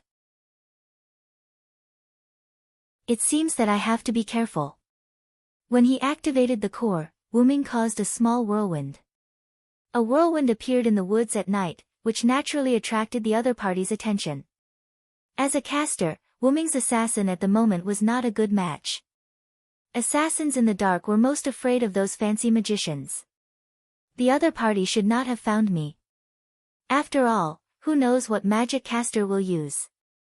If the other party's magic is quite powerful, then Wuming will be exposed. Later, Wuming looked at the place where the other party checked. Sure enough, there were some mysterious inscriptions that Wuming did not know. Is it a curse on this continent? Wuming pondered and activated the scanning device in the core of Ji Kai Seed. Immediately, the result appeared on the lens in front of Wuming's eyes. Sure enough, that guy turned out to be a caster, magician. Looking at him sneakily holding a knife, anyone who saw him would think that he was an assassin. If it weren't for the scanning information provided by the lens, Wuming wouldn't have seen that there was a lot of magical power in the other party's body. If the servants were close to each other, they could perceive each other, but they couldn't perceive how much magical power the other party had unless the other party continued to release magical power. Just like Wuming's skill Holy King's Glory, Wuming used magical power to release magical power. In the eyes of others, it was an incomparably huge source of magical power. Often, the existence of powerful magical power was not something to be trifled with. To put it simply, it was like tigers and lions roaring in nature to tell others that they were not to be trifled with. According to the scanning results, these inscriptions played a role in detection. As long as someone passed by this place, it would be triggered. Fortunately, although Wuming was present, the shielding magic of the forest elves had been working. I don't care, destroying these inscriptions will arouse the other party's suspicion. After that, Wuming continued to move toward the west. On the way, Wuming also saved the map of the American continent in the core, and a virtual live map appeared in front of Wuming. Wuming looked at the map. There is a town called Riverton at the foot of the Rocky Mountains. After Riverton, we will reach the Rocky Mountains. Immediately afterward, Wuming put away the virtual map, pulled his collar, and continued to move forward. Almost a few minutes later, Wuming came to a place some distance away from Riverton. Looking at the sparsely lit small town in front of him, Wuming paused. He felt the presence of servants in the town in front of him, but the specific number was unknown. Immediately afterward, he activated the scanning function of the armor again. Sure enough, Wuming found a clue. Anti-detection and defense magic? Wuming found through the scan that there was a lot of magic around the town, and it looked like a Greek-style magic. After all, Wuming had a lot of dealings with Greek servants, so he could still see it. However, the anti-detection magic doesn't work on the scanning of the Kikai. Immediately afterward, Wuming activated the long-range scan to detect the number of servants on the opposite side. Although the Kikai was called a magical creature, they were more like high-tech machines. Wuming's scan was completely like an infrared scanner. Because the other party didn't set up a visual obstruction magic, Wuming's scan was easily successful. Just like Assassin, Jack the Ripper's information erased, it didn't work on the camera. So, long live science greater than over equal to later, through the scan, Wuming learned the number of servants in that town. Wuming, who knew the result, was really shocked if Ji Kai's scan was not wrong. There are more than 10 servants. Wu Ming was a little surprised. Through the lens, Wu Ming knew that there were more than 10 servants, which really shocked Wu Ming. What are these servants doing here? What's the big plan? Wu Ming's heart was filled with doubts. At that moment, an invisible arrow shot at Wu Ming.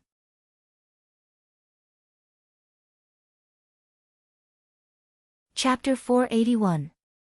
Wu Ming heard the sound of air friction and leaned back, dodging the arrow that was shot at him.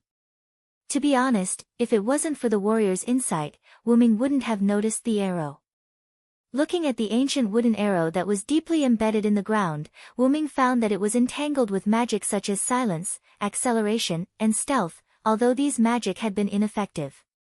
No wonder he couldn't hear anything and couldn't see anything. It seemed that the opponent's magic was not low. At this moment, the lens in front of Wu Ming's eyes also showed the arrow attack. There was no doubt that the arrow that was just enchanted with many magic had escaped the scanning of the Kikai core. It seemed that he couldn't rely too much on things from another world. In any case, it was really inconvenient to use things that were not from his world. I've been discovered. By now, if Wu Ming still didn't know that he had been discovered, then he really lived in vain. Since he was discovered, Wu Ming simply didn't hide. Feeling that there was a servant running toward him, Wu Ming didn't escape, but stood up. The inner armor that was transformed by the Kikai core was still worn by Wu Ming. Then, magic emerged from Wu Ming's body, and the magic began to burn. The white flame covered Wu Ming's whole body. Then, Wu Ming raised one of his hands and waved. The white flame disappeared with the wave of his hand, and Wu Ming appeared in the air. He had already put on the white full-body armor. Arthur's gift armor. He muttered the name of the relic softly. The holy armor seemed to be responding to him as it flashed with white light. At that time, the attacking servant also arrived. It looked like... No, he was a berserker. Ahahaha. Ahahaha. Oppressor. You are the oppressor. Ahahaha. The person who came was Spartacus, the red team berserker in the 14 Horsemen War. Because Wu Ming was in the red team at that time, so the two were regarded as allies. But Spartacus probably couldn't remember it. And the oppressor that Spartacus was talking about was probably Wu Ming's current identity as the king. This guy was quite obsessed with leaders, and he was even more obsessed with tyrants. But in general, he was still a berserker that could be communicated with. Of course, this was for the master. In this way, Spartacus, who had met Wu Ming once, jumped up, raised his ordinary iron sword, and slashed at Wu Ming. Clank! Wu Ming raised his arm and blocked Spartacus' iron sword. Arthur's armor of gift, which had a grade A defense against physical damage, was more than enough to block Spartacus's iron sword. Bang! Immediately after, with the sound of steel colliding, Wu Ming used his hand to block Spartacus's iron sword and pushed him away.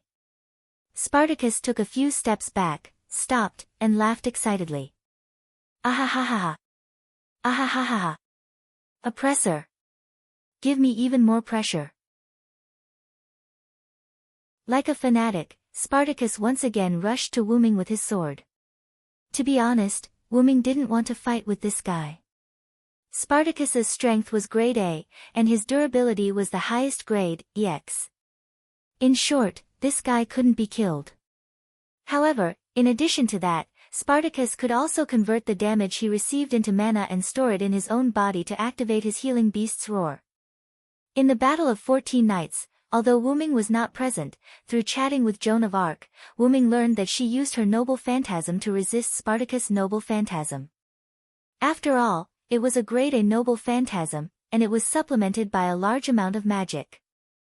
Although Wu Ming's armor could block a grade A physical attack, in the face of a grade A super explosion, he would be defeated if he was not careful. Because of this, Wu Ming didn't want to be entangled with Spartacus. It just so happened that Spartacus' ability, except for strength and durability, did not exceed grade C, and his agility was only grade D. In other words, there was no need for Wu Ming to clash head-on with his opponent. Of course, Wu Ming's strength had reached grade A, and he had the support of Lun's magic and mecha armor. He was not afraid of a head-on clash. Sure enough, it's better to fight quickly. After all, since Spartacus was here, it meant that the other 10 servants Wu Ming observed were also here. Although Wu Ming was not weak, after all, it was unlikely that more than 10 servants were first-class or even top-level servants. If that was the case, Wu Ming had to consider running away. Oppressor Looking at Spartacus who rushed in front of him again, Wu Ming decided to end the battle immediately. Clank. The sound of steel colliding was heard again, but this time, Wu Ming did not block Spartacus' iron sword with his arm, but he firmly grasped Spartacus' iron sword with his palm. Ahahaha. Oppressor. Spartacus struggled to pull back his weapon, but it did not move. At this moment, Wu Ming's hand that was holding Spartacus' iron sword was full of Lun's runes and electrical wiring. That was the Lun's magic that strengthened his strength and the mechanical armor's enhancement. The double enhancement allowed Silent Wonder's strength to temporarily surpass a rank. It was not correct to say that he was EX rank, but rather, his strength had become A++. After all, it was temporary. However, the data was nothing to worry about. Wu Ming's purpose was only to control Spartacus for a few seconds. Immediately afterward, Wu Ming's free hand was inserted straight into the space, and a golden ripple wrapped around Wu Ming's hand. Then, Wu Ming's hand was pulled out of the golden ripple, and a silver-white chain was pulled out by Wu Ming from the golden ripple. That's right, that was the pseudo-heaven lock that Wu Ming once created with Create Green item. Clatter. With the sound of the chain, Wu Ming threw the silver chain on Spartacus' body. Like a silver python, the silver chain tightly wrapped around Spartacus' limbs and body after coming into contact with him. Then, Wu Ming let go of Spartacus' iron sword. Clang! The iron sword fell to the ground. Although the pseudo-heaven lock also had a special attack on divinity, Spartacus did not have divinity, so the chain was just a solid chain that was difficult for Spartacus to break free. However, if one looked carefully, they would find that there were Lun runes on the silver chain. Fearing that Spartacus would break free from the chain, Wu Ming instantly added Lun runes to the pseudo-heaven lock after taking out the pseudo-heaven lock. As a result, Spartacus, who was bound by the strengthened pseudo-heaven lock, was strangled to death. Of course, Spartacus, who could not use his strength, naturally let go of the iron sword and let it fall to the ground. Immediately afterward, Wu Ming reached into the golden ripple and took out 2 chains. Of course, this time, it was not to deal with Spartacus, but to deal with the new servant. Create Green item, Advanced item creation. As Wu Ming's words fell, 2 holy swords were inserted into the ground.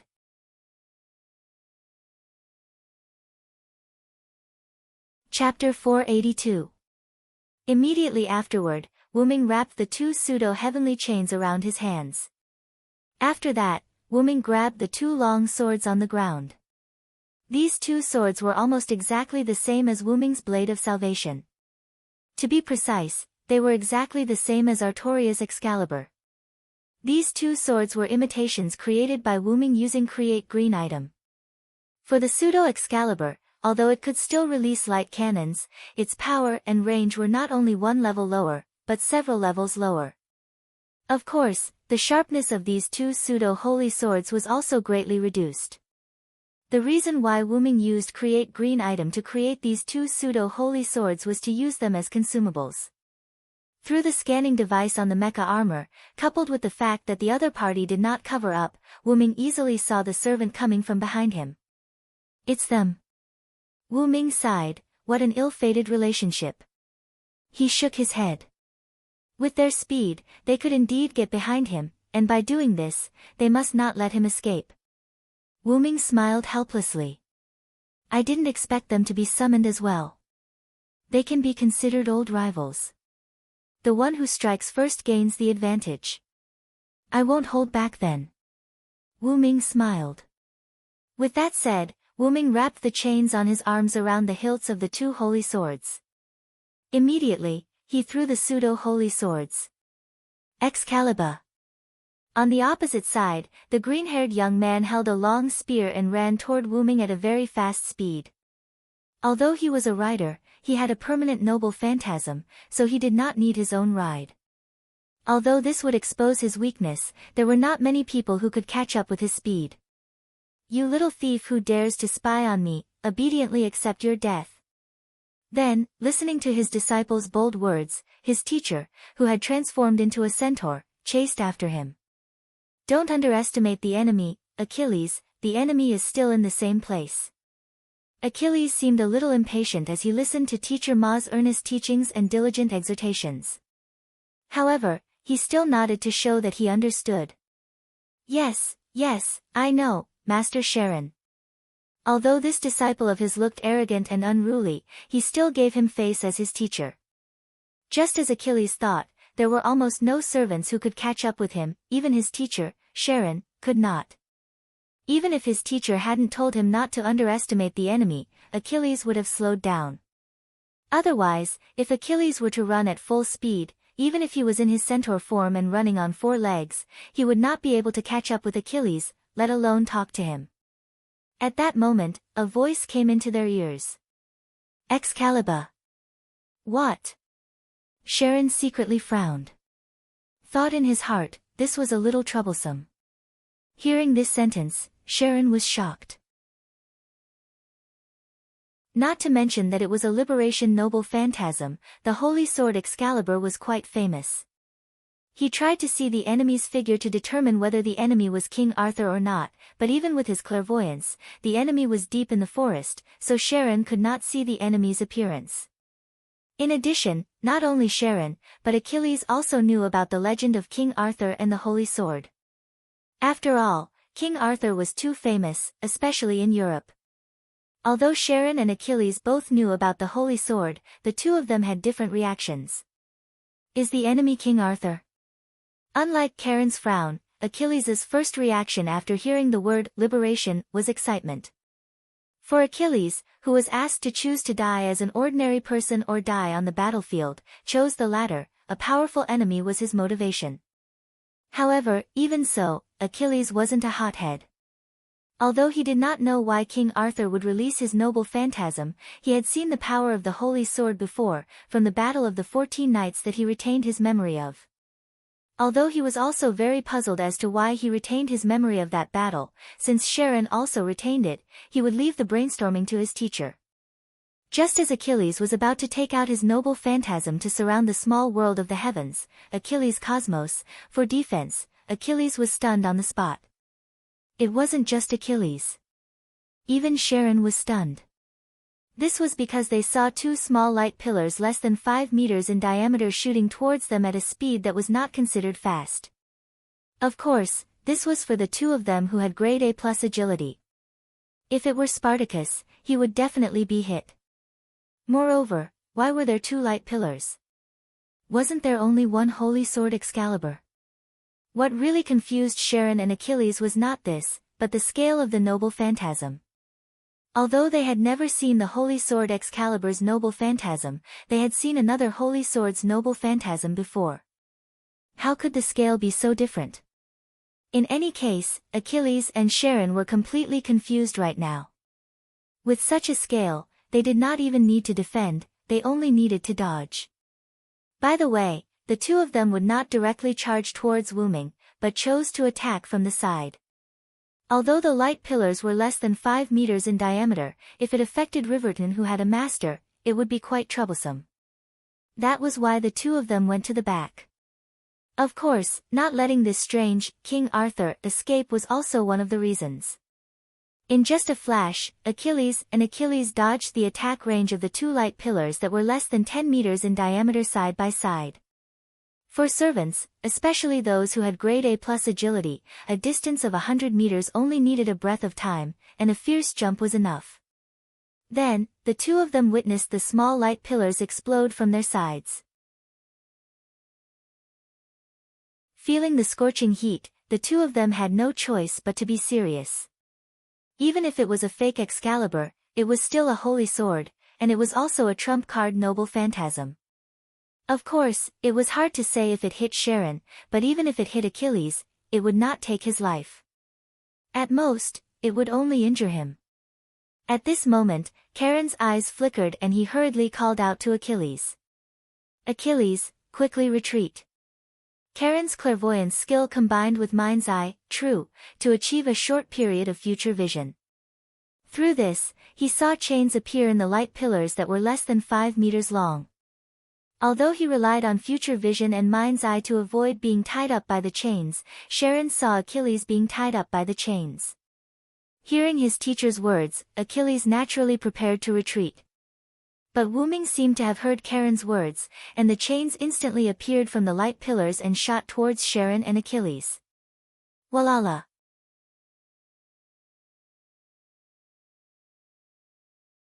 Chapter 483. Whoosh! Using his wooden bow to shoot an arrow, Charon broke the chain that was heading straight for him, and quickly retreated on all fours. Then, Charon looked in Achilles' direction. Without a doubt, Achilles was tied up. His spear fell to the ground, and his arms and body were tied up by the silver chain like firewood. In the end, Achilles had underestimated his opponent. However, this was also due to his competitive nature. Unlike Charon, who had moved more than 10 meters, Achilles had only dodged to the side of the light pillar. It could be said that he had almost brushed against it to show off his ability. In the end, the chain covered by the light pillar had tied him up in an instant. This really was a case of, if you don't do it, you won't die. I see. The target wasn't me from the beginning. Charon saw the light pillar disappear, and the chain slowly retracted. Perhaps it was not meant to tie him up in the first place. Realization dawned on him. Ugh! Damn it, why can't I break free from the chain? Achilles said angrily. At this moment, Achilles was already using all his strength. He grimaced, but he could not break free from the silver chain. Instead, the chain was getting tighter and tighter. Charon, on the other hand, did not care about his disciple. Instead, he raised his wooden bow and pointed in the direction of the forest. It wasn't just him. Even Achilles could feel that the owner of the chain was getting closer. So it seems that Spartacus has failed? Charon said calmly. Of course, it was not Charon who had asked Wuming to scout. Spartacus happened to be the closest to Wuming, so when he heard that there was an enemy, he ran over excitedly. Stop, Achilles. The chain is getting tighter the more you struggle, Charon said to Achilles without turning his head. Achilles also realized that he could not break free no matter how hard he tried. He simply listened to Charon and stopped struggling, and looked at the forest together. Seeing that the chain that did not bind Charon was slowly being dragged into the forest, they guessed that the enemy was about to reach the edge of the forest. That's a chain that targets divinity. After all, an immortal demigod hero isn't easy to deal with. Wuming's voice came from the forest. This voice is... Charon frowned again. He had sensed something when he heard the word Excalibur. Furthermore, it was rumored that Sodric had obtained the inheritance of the Knight of the Round Table, Vilo-Thranst. It was not impossible for him to have a weakened version of the Holy Sword. Therefore, Carong estimated that he was close to the mark. Of course, Achilles, who was in a state of rage, did not pay much attention to Wuming's words. His face was full of resentment. You despicable person, if you have the ability, let go of me and fight me head-on. What kind of hero are you if you play tricks? Then, wearing a holy white armor, a silver-white chain wrapped around his right hand, and a silver-white chain still wrapped around his left hand. However, this chain was connected to Achilles' body. As for the two holy swords, their durability had long since reached its limit. They turned into magic power and disappeared within the pillar of light. What? It's actually this guy. Sodric, if you have the ability, let go of me. Achilles became even more agitated as if he had seen an old enemy. I didn't expect you to be summoned here. Charon also had a face full of emotion. However, he still did not lower his bow and arrow aimed at Wuming. After all, this continent was too chaotic. Including them, there were a total of 6 forces. Who knew which side this old friend in front of him was on? In the face of their words, it was Wu Ming who was dumbfounded. What's going on? It was rare for them to have memories of the Battle of the 14 Horsemen, or were they the servants of the Battle of the 14 Horsemen?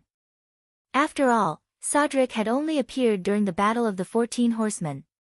Wu Ming, who had a deal with the two great restraining forces, had already set a rule that his servant image could not be sent out without his permission. Since Karen and Achilles recognized him, then they either had memories of the Battle of the 14 Horsemen or were the servants of the Battle of the 14 Horsemen. But how did they recognize me when they didn't see my face? Could it be through my voice? Wu Ming began to think again. Karen had indeed recognized Wu Ming's voice, but Achilles had only reacted after seeing Wu Ming's armor. As if thinking of this, Wu Ming looked at his armor in relief and understood. This armor was basically the same as the armor Wu Ming wore during the Battle of the 14 Horsemen, but the armor worn by Wu Ming during the Battle of the 14 Horsemen was not as bright as this armor. There was also the addition of a helmet. However, with Wu Ming's voice, it wasn't impossible for Achilles and Sharon to recognize him. But since Karen and Achilles both had memories, why didn't Atlanta recognize him, or did she recognize him but didn't want to say it? As for Spartacus, that guy doesn't care who you are, as long as you are an oppressor, I will beat you, regardless of whether you are an enemy or not. And while Wu Ming was thinking, Achilles looked at the silent Wu Ming and was a little impatient. Hey! Say something. Karen was also thinking silently. Could it be that Sodric didn't have memories of the Battle of the 14 Horsemen like him and Achilles? Achilles' roar made Wu Ming come back to his senses.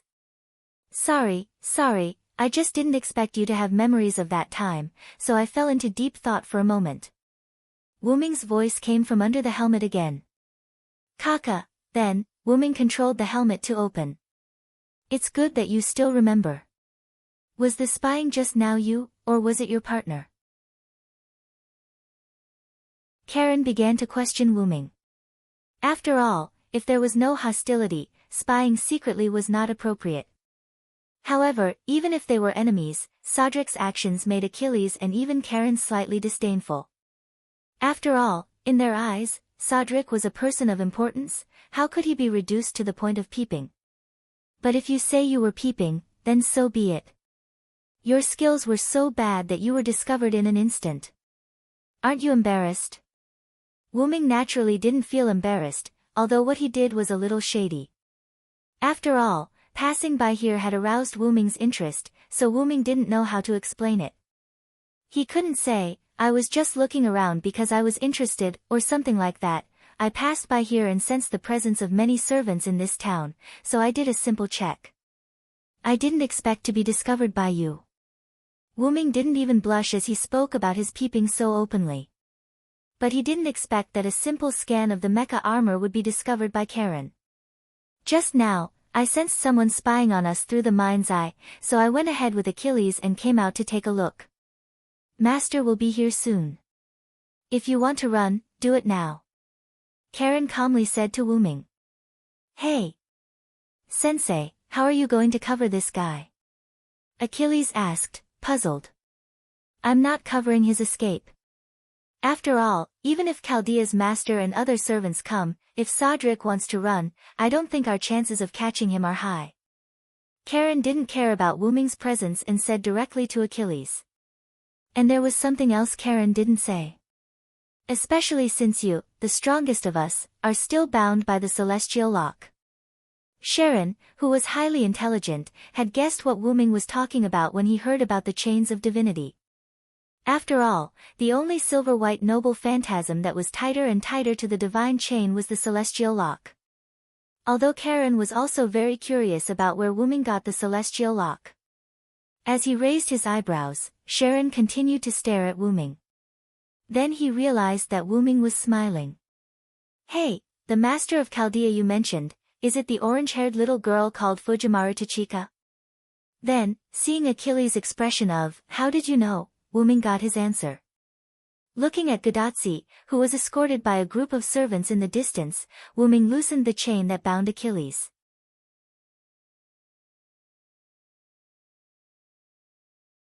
Chapter 484. Gadazzi didn't know what to do at the moment. With the help of many servants, they finally passed through 3 singularities and retrieved 3 Holy Grails. Just when they were about to retrieve the Holy Grails after defeating all the enemies at the 4th singularity, the person behind the scenes who caused the burning of humanity actually came out in person.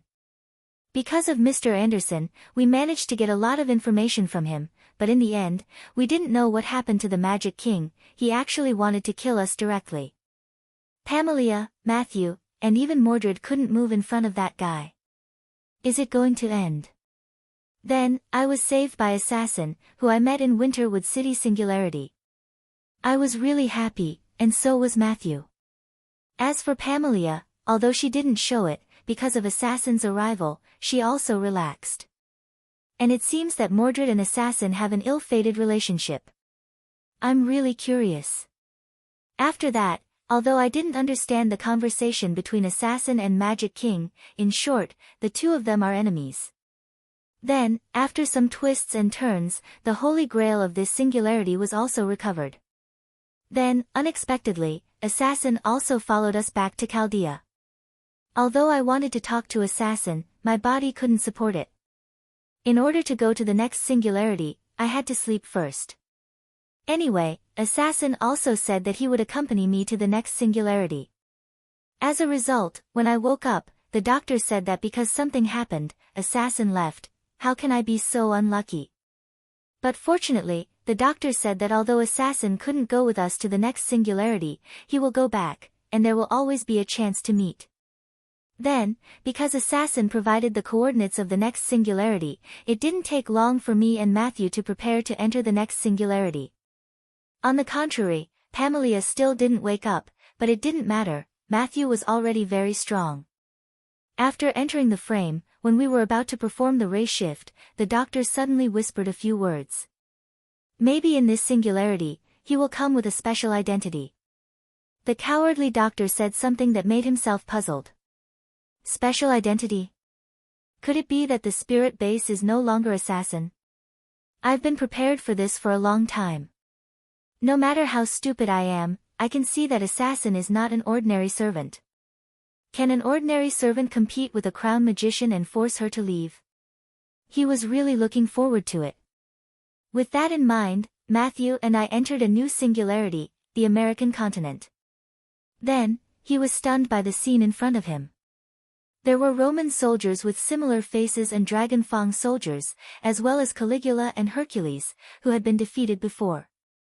Moreover, Hercules and Caligula seemed to still remember him as they roared and charged towards him. What was going on? Fortunately, a strong light suddenly appeared in another place, attracting the 2 great gods. Now, he and Matthew could escape. As for where to escape to? Of course, to the other side of the light. The light seemed to be emitted by a powerful servant, plus Hercules and Caligula were attracted to it.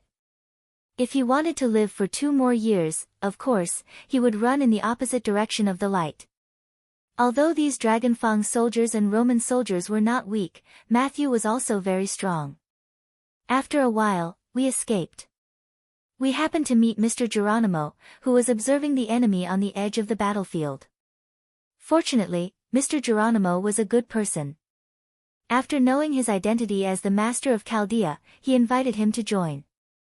Anyway, after asking the doctor's opinion, Matthew and I joined the team to save the United States and expel those foreign enemies. Later, Mr. Geronimo took him and Mashu to their temporary gathering place, Riverton, where they had no master or servant. Wow, there were a lot of servants here, the American outlaw Mr. Billy Boy, the faceless king Mr. Robin Hood, and Miss Elizabeth. Although Miss Elizabeth was very happy to see me, when I thought of Elizabeth singing, well, it seems that Mr. Sharon and Mr. Achilles are very strong. As for why they called him Mr. Sharon, cough. Because Mr. Sharon is Mr. Sharon, in addition to these, there was also Miss Nightingale, who was known as the Angel. It was said that she was treating a seriously injured and unconscious servant. I don't know why everyone was afraid of the treatment. In any case, including Matthew, there were now a total of 9 servants around him. He gathered so many companions at the beginning. This was a treatment that he didn't get in the previous singularity. Later, because Geronimo needed to continue to investigate the situation of other forces, he took Mr. Robin Hood and Mr. Billy Boy out. On the contrary, he was quite puzzled about the problem of other forces. Was there a lot of forces in this singularity? This was different from the previous singularities. Later, Mr. Sharon answered his and Matthew's doubts. According to the current intelligence, the continent was divided into 5 regions. Washington, Chicago, Alexandria, Salt Lake City, and San Francisco, with these 5 cities as the center, spread to the surrounding areas. At present, the United States was divided into such a situation. If they added the alliance of the lone servants, there were a total of 6 forces. After all, they could no longer be underestimated. The number of nearly 10 servants was not worse than the other forces.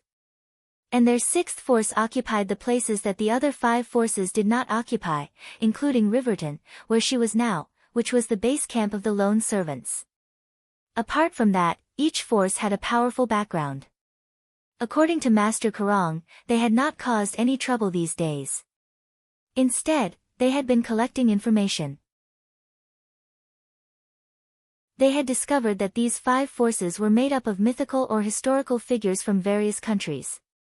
Celtic, Greek, Roman, Japanese, and the native forces of the United States. And in addition to the native forces of the United States, the other 4 forces had the Holy Grail. Now that I think about it, the Magic King said that he had prepared a gift for Assassin. Could it be these? But I always felt that it was not for Assassin, but more like it was for me, although it was hard to believe, but I have to accept the fact that I need to defeat these 4 forces. After learning from Mr. Sharon, the sky was dark, and of course, it was time to sleep. As a result, in the middle of the night, I was awakened by the unexpected arrival of the servants. Kioheim, who sneaked down from the Rocky Mountains, and Spartacus, who rebelled against Rome. Looking at the 2 berserkers in front of me, I felt powerless for a moment. This was the same as the nurse, they were both problematic servants. However, as long as I found the berserkers' preference, it was easy to get along with them. I just had to compromise with them, and then they readily agreed. Spartacus' compromise was easy to deal with, but Kioheim actually asked to be with her all the time, the kind of skin contact, which gave me a headache. But fortunately, Kioheim also accepted the treaty that they could only hold hands during the day and not touch at night. Looking at Kioheim's eyes, I always felt that she would lose her virginity like what Matthew told me. The next day, Miss Pamilia woke up, and the doctor also sent her through the frame. This time, our 6th force can be regarded as strong, with more than a dozen servants. Later, under the discussion of Geronimo, Mr. Sharon, and the doctor, the current combat mission was set. Tomorrow, we will go to the westernmost force of the United States, and ask for an alliance. After all, they don't have the Holy Grail, and the 2 sides don't need to be hostile, so we choose to ally first. Then, after familiarizing himself with everyone, night arrived. While preparing for tomorrow's itinerary, Mr. Sharon sensed that someone was investigating them. In this way, Spartacus, who had already discovered it, because he was the closest to the person who was investigating them, he ran over without permission. As expected of a berserker. Mr. Sharon and Achilles also went first. After all, the enemy was in the light, and Spartacus might be in danger. Later, I also pulled Matthew and others toward that position. In the distance, I saw Achilles was tied up in chains. This was really bad. After all, even the strongest among them, Achilles, was tied up by that shining silver enemy. But when I walked closer, it turned out to be Assassin. Assassin seemed to have seen me as well. She loosened the chains that bound Achilles and even waved at me. Really, it turned out to be a family member who beat up another family member. In any case, Assassin did not break her promise. Anyway, let's hug first.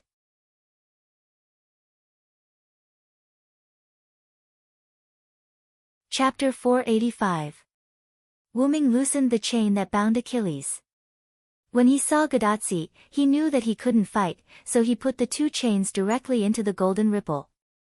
Then, looking at Gadotsi, who ran all the way to him, Wuming quickly touched the armor and hugged her. Big and Jin woo woo woo. Kyoheim, who originally wanted to stop Gadotsi, was instantly dragged to the back by Elisabeth, who was rolling her eyes. Okay, don't mess with them, can't you see that Xiaolu is very happy? Why, Elisabeth said with a smile. Kyoheim stared at Elisabeth angrily as if there was fire in her eyes. Looking at Elisabeth's evil smile, how could she not know the female lizard's thoughts? It was nothing more than her. Woo woo woo woo woo woo woo, you female lizard. Just you wait. Yes, yes. Assassin. You're here. Gadotsi hugged Wuming and shouted happily. As for Wuming, he dotingly patted her little head as if he was hugging his daughter. Aren't you afraid that you'll knock into something? My armor is very hard. With your small body, what if you break it by pouncing on me like this? But I believe that you won't let me get hurt, assassin. It can only be said that Wuming's reliability made Gadotsi believe that she will not get hurt. Wuming could only smile helplessly. Okay, come down first, Matthew is still watching. Wuming patted Gadotsi's little head. Gadotsi also realized this and hurriedly got down from Wuming's body. He came to little Eggplant's side and smiled shyly. Matthew didn't care about anything, but he was quite puzzled. Senpai, you and Assassin Senpai have a good relationship, but you have only met a few times. Huh? Really? I feel okay. When Matthew said that, Gadotsi didn't care and said casually. Instead, Wuming fell into deep thought. Matthew was right, he and Gadotsi have been together for less than a week, how can the two of them feel like family? However, after all, it was not the time to talk. Wuming looked at the pitch-black surroundings and said immediately. Let's get out of here first, this is not a place to talk. Other servants saw the relationship between Wuming and Gadotsi, and immediately put down their vigilance against Wuming. After all, they just wanted to peek, even if they wanted to explain, this was not the place to talk. So, they returned to Riverton's house. After returning to the house, only Sharon, Matthew, Gadotsi, and Wuming were left at the scene. After all, the sixth force had already been planned, and such things like discussing the plan were handed over to Sharon and Geronimo, but now that Geronimo was not there, then it was handed over to the great sage Sharon. After all, Karen's name was enough to convince everyone. Kyoheim was forcibly suppressed by Elisabeth, Robin Hood, and Billy Boy. Because Kyoheim and Gadotsi signed a magic treaty provided by Da Vinci, so as long as Kyoheim wanted to touch Gadotsi at night, her power would be suppressed. But in fact, even if there was no power suppression, it was okay, because this berserker's strength was only E. However, Kyoheim's desperate resistance made even Wuming slightly surprised, but he didn't know why Kyoheim kept staring at him. Wuming was confused. Of course, this was what Gadotsi ordered Elisabeth and the others to do. Gadotsi saw that Wuming was in a good mood, and obviously, she didn't want to spoil Kyoheim's mood. Pamilia saw that it was Wuming, and then she left with an uninterested look. Achilles, on the other hand, snorted and left. It seemed that Wuming's dirty trick of binding Achilles made him very unhappy. However, since it was related to his master, Achilles didn't say anything else. Then, Wuming explained his matter, and told them that he was now Celander. So, that is to say, you are not Sodric now. Sharon deliberately emphasized the word now. Sharon already knew that Wuming was definitely not an ordinary servant, at least not as simple as it seemed on the surface. Celander. I feel more familiar with the name Assassin, and I'm not familiar with history, so I don't know this name. Matthew, do you know it? Gadotsi was not familiar with mythology, so she wasn't familiar with the name Wuming said. The name Celander seems to be a character in the Long March. Matthew stayed in the sterile room all year round, so he read a lot of books, and he also knew some things about Celander, but not all of it. Now let's let the genius explain. Suddenly, a rather cheerful female voice came. Then, the communicator on Gadazzi's wrist emitted a light, and a virtual electronic screen appeared, but this time it was not Roman's figure, but a woman wearing a 15th or 16th century European trench coat, with a mechanical arm on her left arm, and a strange staff with a hexagonal crystal at the top. After seeing this face, Wuming was shocked. Isn't this Mona Lisa? Da Vinci's wife. Obviously, Gadazzi and Matthew were also shocked by the appearance of this Mona Lisa, cough cough. Da Vinci's wife. On the other hand, Wuming was relieved when he heard the name Mona Lisa. Da Vinci was Mona Lisa, so it wasn't that hard to accept. Hee. After all, this was a world of magic, and science didn't work here at all. Da Vinci's wife, stop messing around. This time it was Roman's voice, and along with the shaking of the virtual screen, Da Vinci disappeared on the screen, and Roman's cowardly face appeared instead. Sure enough, when I see this face, I subconsciously hate it. Sharon frowned, and then forced himself not to look at Roman, and only listen to his voice. Even the great sage said that. Roman was disappointed, and put on an expression that said, I can't do it anymore. Wuming estimated that if it weren't for the fact that he couldn't move freely, Roman would have lost his balance. Doctor, please get to the point. Matthew coughed, and said sternly. That's right, doctor. Since it's always the same evaluation, you should accept it. Gadazzi's words were like a sharp sword that pierced Roman's body. Fortunately, Roman wasn't as unreliable as he looked. Okay. Roman sorted out his thoughts and began to explain. According to the history books, Selander was an orphan picked up by Skahar. He was Skahar's younger brother, and also Skahar's first disciple. Not only did he inherit Skahar's martial arts, but he also learned all the Lune runes. If we were to really count, he should be stronger than Cuchulainn. It wouldn't be an exaggeration to say that he was the strongest warrior in Celtic. Assassin is that strong? The title of the strongest warrior in Celtic shocked Gadazzi. However, Roman's words made Wuming feel that something was wrong.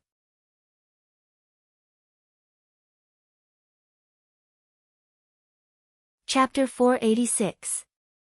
The reason why Wuming felt that something was wrong was because of the origin of Selander that Roman mentioned. As an abandoned orphan, he was adopted by Skahar. However, considering that the records in the future were not complete, and that Wuming and Skahar were considered siblings, Wuming did not intend to deny Roman's words.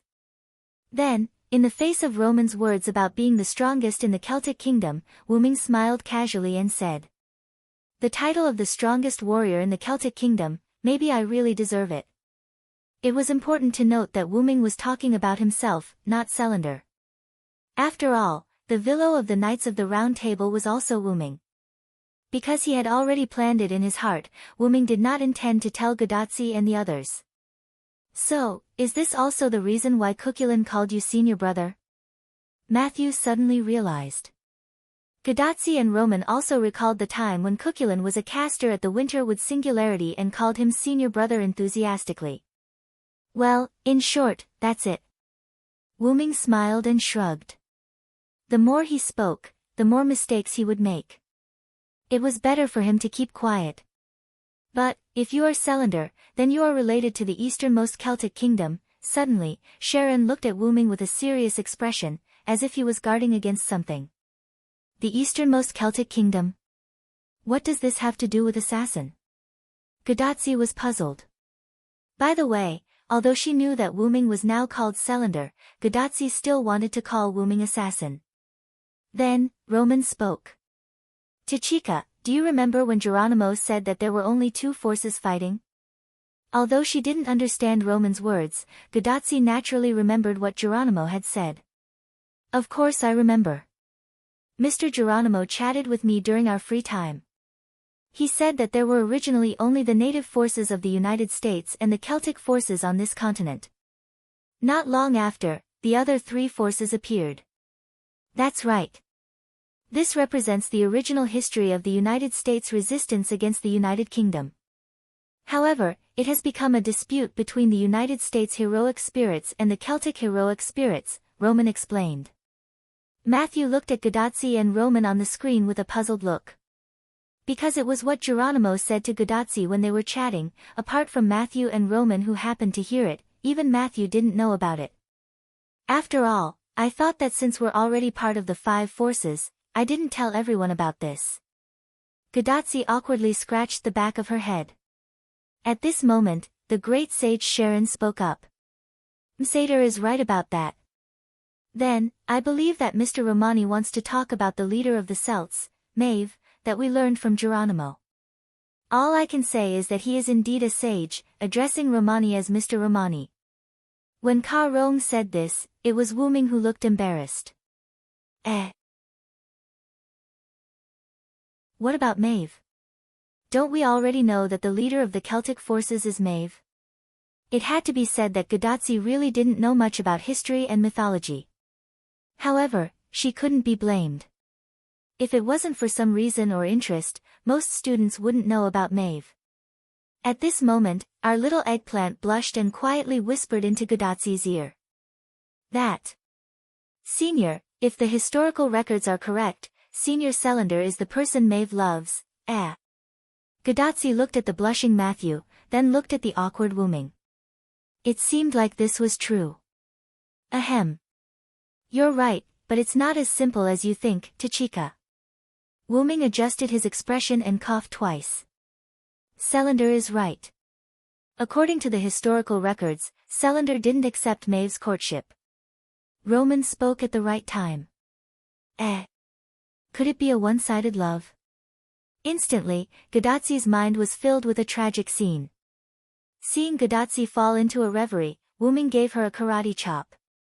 Although I don't know what nonsense you're thinking, it's definitely not what you think. Is that so? Ahem, because Wu Ming didn't use much force, Godazzi could only hold her head and smile awkwardly. Then, Roman began to tell the story of the long march to seize the bull. Selander finished his apprenticeship in the demonic realm and walked all the way to Connaught.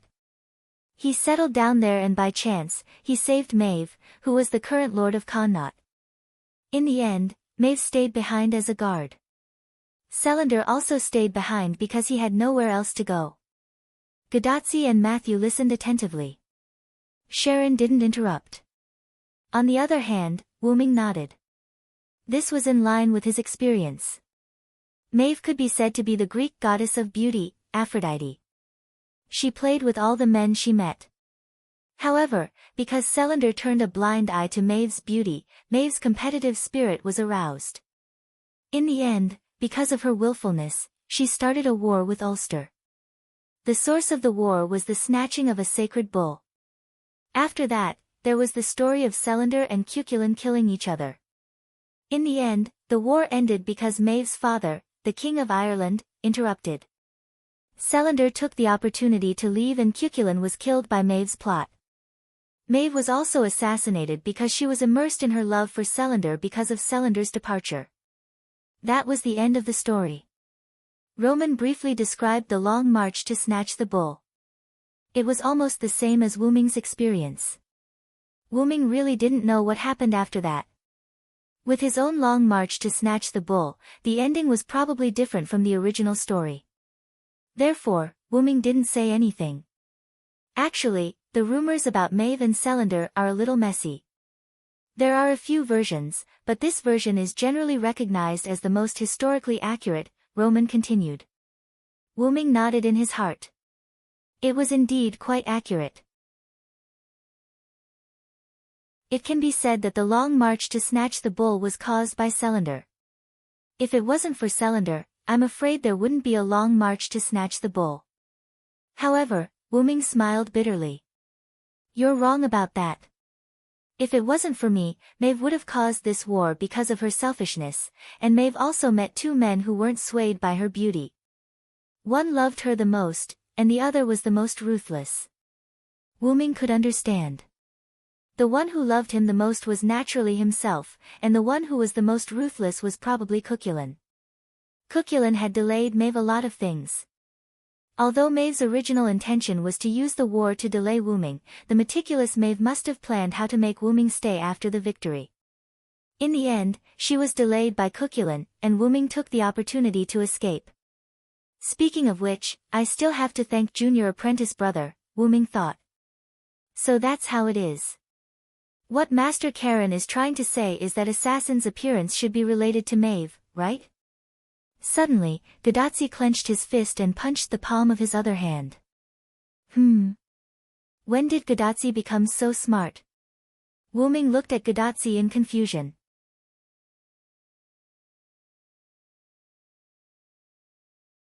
Chapter 487. Hey. Why are you guys looking at me like that? Is it weird that I know? Gadotsi looked at Roman, Sharon, Matthew, and even Wuming's doubtful and surprised eyes. Ahaha.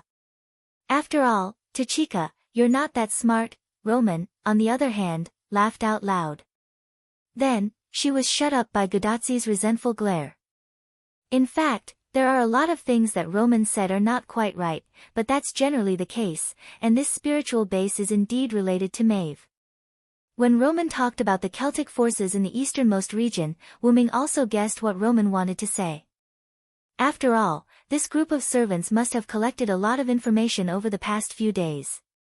Yesterday, when Rome and Greece were fighting, a Celtic servant broke into the battlefield. I think you guys also know about it. After Wuming finished, Sharon nodded and replied. Master and Mashu were brought back from the edge of the battle by Geronimo, who was collecting information. And in the end, even here, we saw a big explosion. It's the explosion that's comparable to a nuclear bomb. Fortunately, Matthew and I ran fast. If we were affected, we would really be finished.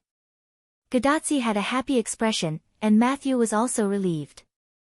Although he was very strong, in the face of such a big explosion, even he didn't have the confidence to resist it with his noble phantasm. We have a partner who was injured by the big explosion, and he is still in a coma. But Karen's sentence attracted Wuming's attention. Could it be Rama? Hey! How do you know? Roman shouted in an instant. Seeing Roman's reaction, Wuming laughed. How could he not know? How could he not know about the explosion that he created? Not to mention himself, even Caesar and Cleopatra, who were very close to the explosion, probably wouldn't have fainted. As a servant's own defense, coupled with the hurricane caused by the big explosion, they probably wouldn't have fainted even if they were injured. As for further outside, even if there were other servants, they wouldn't have fainted. Only Roman, who was the closest to the big explosion and had overdrawn his spiritual base to use his noble phantasm, would have fainted. Therefore, Wuming immediately knew who the unconscious servant was. That being said, Rama wasn't an ordinary person. He had overdrawn his spiritual base to continuously use his noble phantasm, plus he was affected by his own super noble phantasm, but he was only fainted. He was worthy of his opponent in another world. And Sharon guessed something. He looked at Wuming in shock. Are you the servant who caused that explosion? Wuming only nodded his head in response. What? So, the white light was released by you, assassin? Gadotsi was also surprised. She missed the opportunity to meet Wuming for nothing. Then, Wuming told everyone about himself. He was summoned by Maeve to the battlefield between Greece and Rome, killed Caligula, defeated Hercules, rescued Argo and destroyed it. Then, Rama angrily chased after him and attacked him. His noble phantasm collided with Rama's noble phantasm. As there was too much mana, it directly caused a nuclear explosion. Then, he went back to rest for a day and came here. After listening to Wuming's explanation, everyone nodded in retrospect. That Rome's berserker is Caligula, the third emperor of Rome and the uncle of the tyrant Nero. Speaking of which, assassin, you were able to kill that berserker so easily. That's pretty amazing, Gadotsi said excitedly. Hearing this, Wuming thought, could it be that Gadotsi and Matthew were teleported to the battlefield? How unlucky they were. By the way, Tachika, were you teleported to the center of the battlefield? Wuming didn't ask, but he still wanted it. Once he asked, Gudazi's face instantly drooped. Assassin, you don't know. At that time, it was all the doctor's fault. We said that we would be teleported to a safe place, but we were directly teleported to the center of the battlefield. Matthew and I almost died. Fortunately, you led Hercules and Caligula away. Roman, who was being complained about, also had a bitter expression. I didn't have a choice. The magic power of this singularity suddenly changed before you guys entered. The concentration increased by more than a little, almost comparable to the gods' generation. Because of this, the teleportation location was wrong. When Roman said this, Wyrm nodded. After all, the Magic King created 4 holy grails, and the concentration of magic power increased as well. This was also why Wyrm felt that the air was fresh. However, too high a concentration of magic power could be considered a poison to a modern person like Gudazi. Fortunately, it hadn't reached that level yet. That's it. Then I've wronged you, Doctor, Gudazi apologized to Roman. Actually, this is also my fault. You must know that justice depends on you. If something happened to you, I would be a sinner. Fortunately, you're fine now. At this time, Sharon, who was distracted just now, came back to his senses. After knowing that Hercules was fine, he was also relieved. After all, Hercules was Charon's disciple, so it was inevitable that he would be worried. Then, Cylinder, are you our enemy? Sharon said seriously. Mashu and Roman were stunned for a moment, but they quickly reacted. I don't think so. Roman smiled awkwardly. If he was really an enemy, then they had invited a wolf into the house. How can I be an enemy? Since Assassin said that she would help us in the control room, then she must be a partner. Looking at his senior's determined eyes and hearing his senior's indifferent tone, Matthew was stunned for a moment before he spoke. Yes, I believe in Senior, and I also believe in Senior Cylinder. Sharon smiled when he saw this. Of course, I believe in Cylinder's character. Otherwise, I wouldn't have allowed you to bring him here. After all, Sharon had a good impression of Wyrm since he had the memory of the 14 Horsemen battle. But, I still have to ask. After that, Sharon looked at Wyrm again. Wyrm naturally shook his head. I am indeed not an enemy. To be honest, the Celtic forces are no longer an enemy to you because the person in charge of the Celtic forces is now me. The place fell into silence. Then, Sharon covered his ears. Hey hey hey. The sound penetrated the house and attracted other servants. Sharon removed his hands that were covering his ears and went out to send away the servants that were attracted by the sound of the scream. As expected of a teacher, he had already expected this scream and covered his ears in advance. So, why are you so surprised? Even though Wyrm was a servant, facing the girl's scream, Roman automatically ignored it, he still couldn't stand it. But, one of the 4 bosses that we need to defeat suddenly became one of our own. It's a bit hard to react. Gudazi smiled awkwardly. 4 bosses? Wyrm was puzzled by Gudazi's words.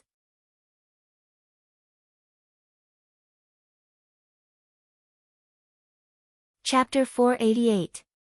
According to Master Sharon and Geronimo's information, we know that there are 4 forces that have the Holy Grail, and the way to restore this singularity is to retrieve the 4 Holy Grails. So, we need to defeat the 4 big bosses. Gudazi said with a smile while looking at Wyrm. Although it's not wrong to say that, it feels like we're playing a game. Tachika, be serious. Roman said weakly. Hearing Roman's complaint, Matthew felt quite embarrassed, but it was good that his senior could be so cheerful. Forget it, lass. All you need to know is that the Celtic side that I represent is already one of us. Although I can't say that I'm supporting you, I definitely won't hinder you, Wyrm replied with a smile as he patted Gudazi's head hard. Alright. Can't say that I'm supporting you. This made everyone puzzled. After all, Wyrm was the leader of the Celtic side, how could he not support them? Wyrm just explained with a wry smile. After all, it's not that easy to command the Celtic servants, unless you use the Holy Grail to forcibly control them, but if that's the case, it's better not to control them. Wuming knew that forcibly picked melons would not be sweet, so for Finn and the others, if they were not willing, Wuming was not prepared to forcibly control them with the Holy Grail. That's right, just not being enemies with us is already a big help. Roman sighed with relief. The Celtic forces were not as difficult to deal with as Greece and Rome. However, as long as Assassin is here, she can be considered a force, Gadazzi said playfully. Roman and Matthew were stunned, but after thinking about it carefully, they realized that it was true.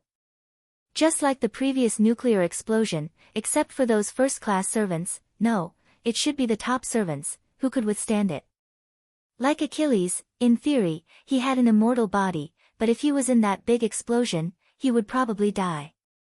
After all, he wouldn't be able to protect his heel from that kind of explosion. However, speaking of helpers, I can find you some. Wuming thought of Athena and the other subordinate gods. Actually, we already have a lot of servants on our side, so there's no need to deliberately look for more helpers. Right now, it's better to retrieve the Holy Grail as soon as possible. Roman was right. If they deliberately looked for helpers, it would have some impact on their next plan. Taking advantage of the situation was fine, but there was no need to do it deliberately. Wuming also nodded. That's true. It is indeed troublesome to summon them. The Sky Wings relied on the clones of Wuming's 12 clones to form a connection with Wuming, but Celander's spirit base did not have such an ability, so it could only rely on its subordinate gods. Although the subordinate gods also relied on their own ability to summon them, Wuming could also draw a magic circle to summon the clones of Athena, Lancelot, and the others from the world of the gods' layers. However, it would also take some effort. Thinking about it this way was putting the cart before the horse. Then forget it. Actually, Tachika is right. With me around, this trip will definitely be easy. Wuming nodded and patted Gadazzi's little head, causing Gadazzi to giggle and nudge Wuming's hand. It was not that Wuming was arrogant, but Wuming, who had cheated, could retrieve all 4 Holy Grails in a week if he wanted to. Of course, the premise was that the Magic King did not cheat.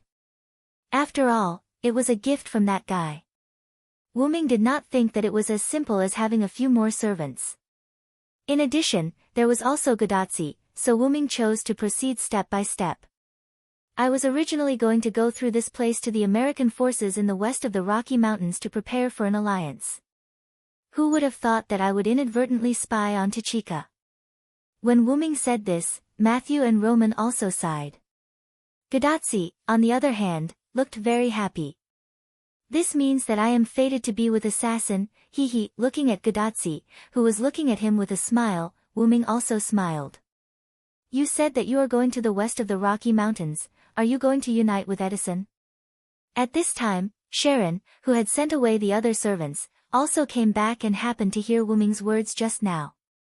Yes, after all, only the American forces that originally confronted the Celts did not hold the Holy Grail, so I decided to try to unite with the Lion Head, but, then, Wuming paused and continued.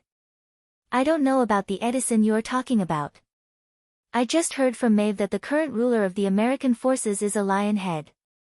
Lion Head? Everyone was also stunned. Could it be that Edison is a Lion Head? What's going on? I also learned about Edison from Geronimo. According to the information collected by Robin Hood from the residents, their current president is indeed called Edison. Sharon looked at Wuming and said. Wuming also knew that Sharon must not be lying, so he nodded. And coincidentally, we are also going to unite with Edison. After all, the other party does not have the Holy Grail, so he is indeed a good ally. Sharon continued to talk to Wuming. And Wuming was also happy after hearing this. In that case, let's go together. Sharon also nodded. I also have the same idea. I am going to only let Master and Matthew go with you. This way, the others can also free up some time. After all, we still have 3 opponents to deal with. Sharon sighed and continued. Although we have a large number of followers, except for Achilles, the other followers have a very low chance of winning against the Greek and Roman servants. As for me, in front of Hercules and the others, I can only follow the rules. We are also relieved to have your help. Wuming also understood Charon's words. The followers that Wuming saw just now, in terms of real strength, only Achilles, Charon, and Pamilia could enter Wuming's eyes. The others did not bring the slightest sense of threat to him.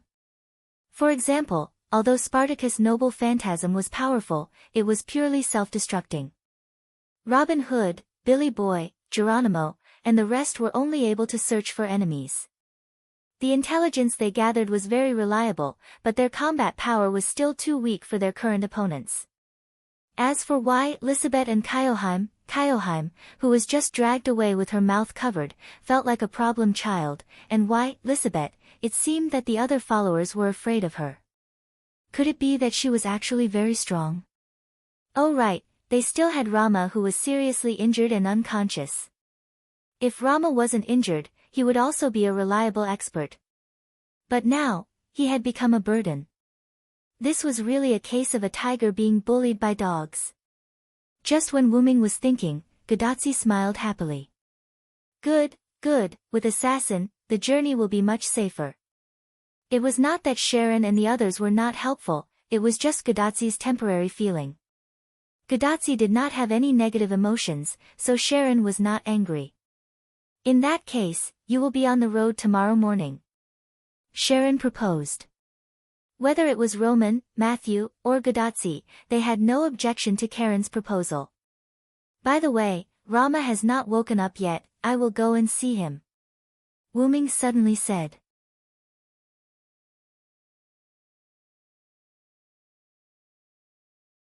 Chapter 489.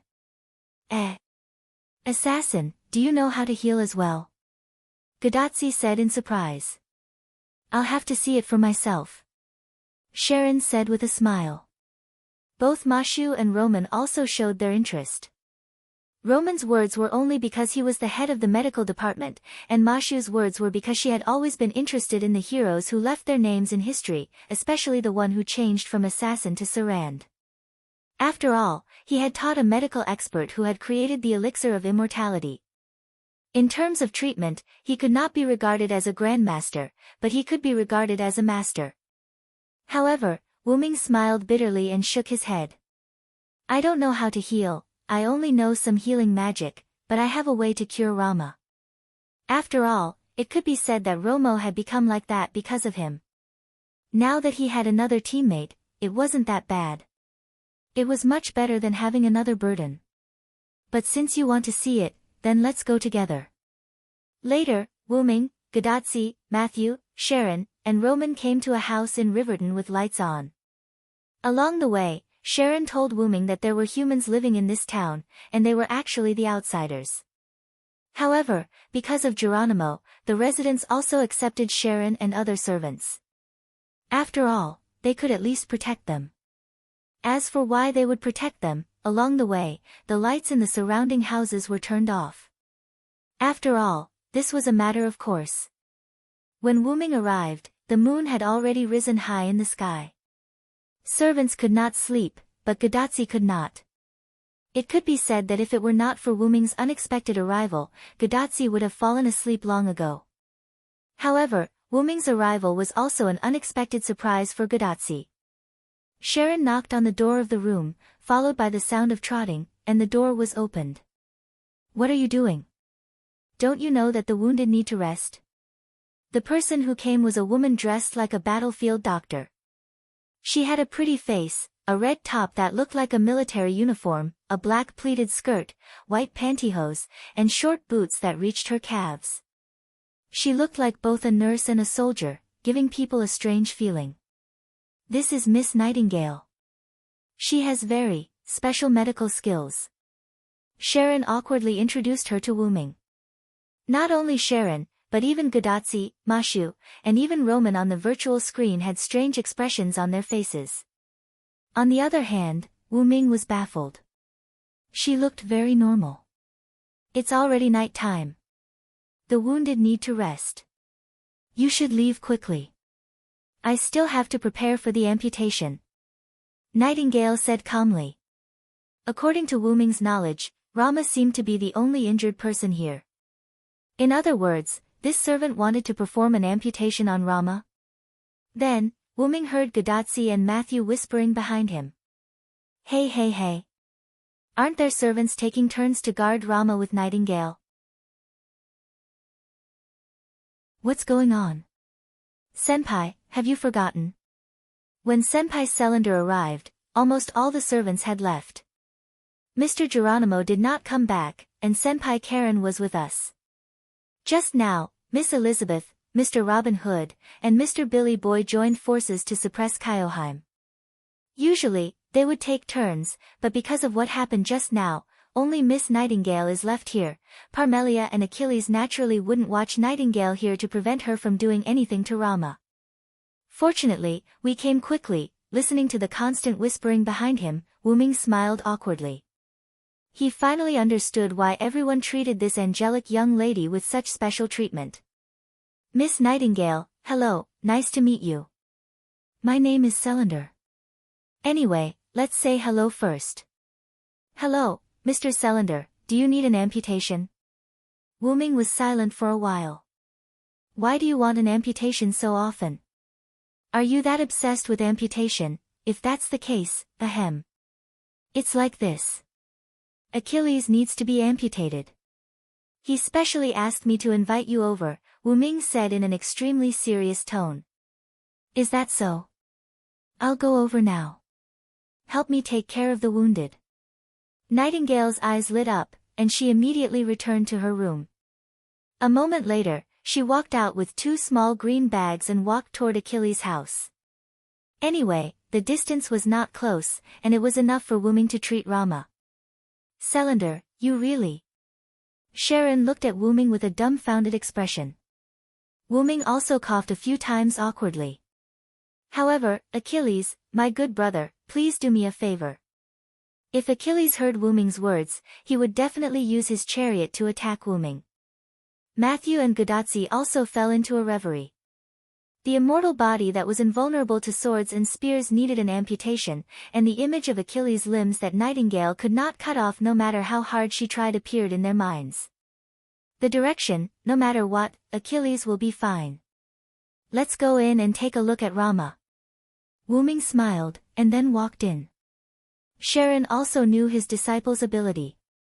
Nightingale would not really amputate Achilles' limbs, so he stopped thinking about it and followed Wu Ming into the house. Gadotsi and Matthew saw that the 2 of them had entered, so they quickly followed. After all, the 2 of them were here to see how Wu Ming would treat Rama. As for Achilles? Ahem. Why would an immortal hero be afraid of a nurse? Let's not care about him for now. Just like that, Achilles was unknowingly bought by his teacher and master. After entering the house, Wu Ming followed the magical aura to Rama's room. At that moment, Rama did not seem to have any injuries on his body, but his face was full of sorrow. He was unconscious, and his mouth seemed to be mumbling something. Sido. My Sido. At that moment, Wu Ming could only smile bitterly. He did not hate such an infatuated person. Moreover, she was like this because of him. Therefore, he was even more certain that he should save Rama. Rama's spiritual base is quite unstable now. It could disappear at any time. You can say that Rama's firm belief saved him. If not for that, I'm afraid that Rama would have left when he was unconscious, Sharon said beside Wu Ming. Wu Ming nodded, and then looked at the unconscious Rama again. Indeed, Rama's belief was probably his wife, Sido. To put it simply, Rama is extremely lacking in magical power now. If he had enough magical power, he would be able to recover on his own without our help. At that moment, Roman, who had turned off the virtual screen for some reason, turned it on again and projected it in front of Wu Ming. Only magical power.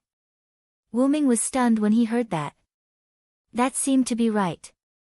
Rama had to rush and release his noble artifact. He had to squeeze out his spiritual base because he did not have enough magical power. If he had enough magical power now, he might not be able to recover immediately, but at least he would not be on the verge of leaving. That's right. Because Rama is unconscious, Tachika can't sign a contract with him. However, even if she did sign a contract, Tachika probably doesn't have enough magical power, Roman said bitterly. Moreover, the other servants don't have much magical power to begin with. Therefore, even if I have a way to transfer magical power to Rama, the magical power gathered by all of us can only keep Rama alive. There's no way to save him at all. Sharon shook his head. Wuming secretly nodded in his heart. That was also true. If not for that, perhaps even if Rama was saved by Geronimo, he would have disappeared by now. However, since Rama is lacking magical power, then this treatment will be simple, Wuming smiled slightly. Simple? Several people were puzzled. However, Sharon realized something. I lack everything, but the one thing I don't lack is magical power.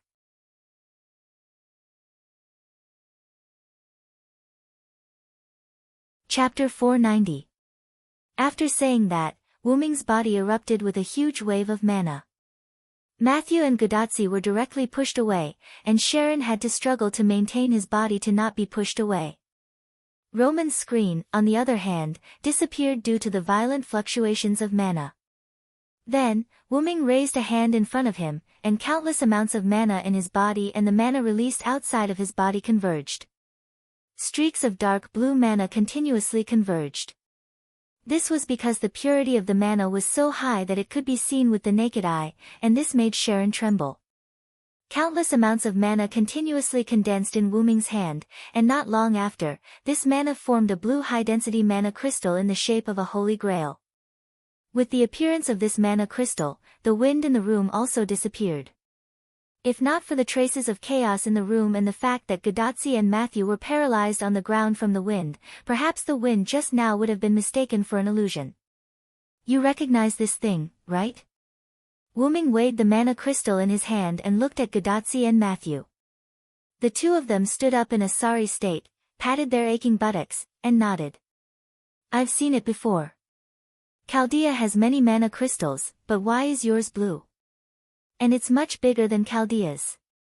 Gadotsi indicated that her mana crystal was a green cube, and it was in small pieces. There's more to be surprised about next. Wuming smiled, and then released his mana again. But this time, the mana released only filled Wuming's hand, so Gadotsi did not need to worry about being blown away again. The three of them just watched Wuming continue. Pure mana that was visible to the naked eye appeared in Wuming's hand. The dark blue mana climbed onto the blue Holy Grail crystal, and as if it was dyed, the Holy Grail crystal began to change color. Surprisingly, when the dark blue color covered the blue mana crystal, it didn't dye it a deeper blue, but a golden color. While he was at it, Wuming also smoothed out the edges and corners of the Holy Grail's crystal with magic. Just like that, a Holy Grail appeared before Gadotsi. The Holy Grail? Roman shouted in shock as the virtual screen reappeared. That's not it, Doctor. That's a mana crystal created by Assassin. It's just that it's been dyed with some color. After hearing Gadotsi's explanation, Roman calmed down and used the equipment to analyze the Holy Grail. In the end, just as Gadotsi had said, this Holy Grail was just a magic crystal. However, this was enough for Roman to look at Wuming in a different light, because this Holy Grail was indeed an incomplete Holy Grail. After Roman's examination, the Holy Grail, held by Wuming, also had an unimaginably large amount of mana. It was almost the same as the real Holy Grail. It could be said that the Holy Grail, held by Wuming, only had the characteristic of having a large amount of mana. Apart from that, this Holy Grail didn't have the ability of the real Holy Grail. However, just this alone was enough to surprise Roman. Just now, due to the influence of the magical fluctuations and the poor signal, the connection between Roman and Gadotsi was directly cut off. However, because Wuming's speed of condensing the mana crystal wasn't slow, it only took a few minutes for Roman to reconnect. In other words, Wuming created an incomplete version of the Holy Grail in just a few minutes. I'm afraid you're the only one who can do such a shocking thing in just a few minutes. Roman had a strange expression on his face as he said embarrassedly. Roman was naturally referring to Wu Ming's identity, and Wu Ming also understood what Roman meant. Then, looking at Gadotsi, who was staring at the Holy Grail in his hand, Wu Ming smiled. Then, Wu Ming threw the Holy Grail in his hand to Gadotsi. Under Matthew's worried gaze, Gadotsi caught the Holy Grail in a panic. There's no hurry to use this on Romo now. You and Matthew can take a look at it. Then, the two little girls, Matthew and Gadotsi, went to the side with the Holy Grail in their hands. They were still very interested in the item that was basically the same as the Holy Grail. After all, every time they retrieved the Holy Grail, they would be directly teleported back to Chaldea, so they were also quite curious. After seeing the two little girls go to the side, Wu Ming looked at Sharon. When Nurse Nightingale returns, I'll let her use this Holy Grail, bit by bit on Romo. As for, bit by bit, after all, Romo's body was on the verge of collapse. If too much magic was injected at once, perhaps it would directly shatter. It was like a glass that had been soaked in boiling water for a long time. After taking it out, a large amount of cold water was poured into it. There was no doubt that the glass would explode. Sharon nodded. As a sage, Sharon naturally understood Romo's current situation. It was like a glass soaked in boiling water. Since it's settled, then Tachika and Matthew, you two should go and rest first. It's getting late, and we still have to hurry tomorrow. Gadotsi was an ordinary person, so sleep was very important. Although Matthew was a subservient, he still had human habits. But even if he didn't sleep, Matthew wouldn't be able to last more than a few days. Then, Wu Ming looked at Gadotsi and Matthew, who were constantly touching the Holy Grail. Hearing someone call him, Matthew's face turned red, and he quickly took his hand away from the Holy Grail. Gadotsi smiled and returned the Holy Grail to Wu Ming. If that's the case, I also want to close the channel. Good night, everyone. Roman smiled and said good night, and closed the virtual screen. After Wu Ming gave the Holy Grail to Sharon, he left with the two little girls. Remember where you live, I won't send you off. After all, Wu Ming didn't know the way, so he didn't want to send them off. Hey hey. Don't, assassin. Matthew and I miss you. Come with us. Gadotsi instantly pulled Wu Ming's arm and acted like a spoiled child when Matthew's face turned red. Wu Ming smiled helplessly and nodded. Well, I have nothing to do now anyway. On the way to Gadotsi and Matthew's residence, Gadotsi kept chatting with Wu Ming. From time to time, she would act like a spoiled little sister to Wu Ming. This made Matthew, who was behind them, blushed. After all, this town wasn't that big. Even if Gadotsi deliberately slowed down, they arrived after chatting for a while. Alright, hurry up and sleep. Otherwise, I won't bring you along tomorrow. Wu Ming patted Gadotzi's little head dotingly. Matthew too. Don't delay your sleep because you care too much about your seniors. Even if you're a subservient, you're still a human. Sleep well. Matthew nodded with a red face. Good night, assassin. Then, Matthew and I will go in first. After Matthew bowed to Wu Ming, he followed Gadotsi into the room. Wu Ming, who stood outside the door, didn't leave immediately. Instead, he was thinking about something. Why do I feel that Tachika is getting more and more intimate? She's just like my little sister. Wu Ming thought about this problem and turned around to leave. In the room, Gadotsi was humming happily as he made the bed for the two of them. Because there weren't many rooms, she and Matthew basically slept in the same bed. After all, Gadotsi couldn't let her little sister sleep on the ground.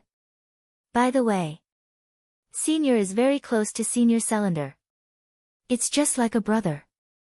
Matthew, who was standing behind Gadotsi, said gently. Oh. Really?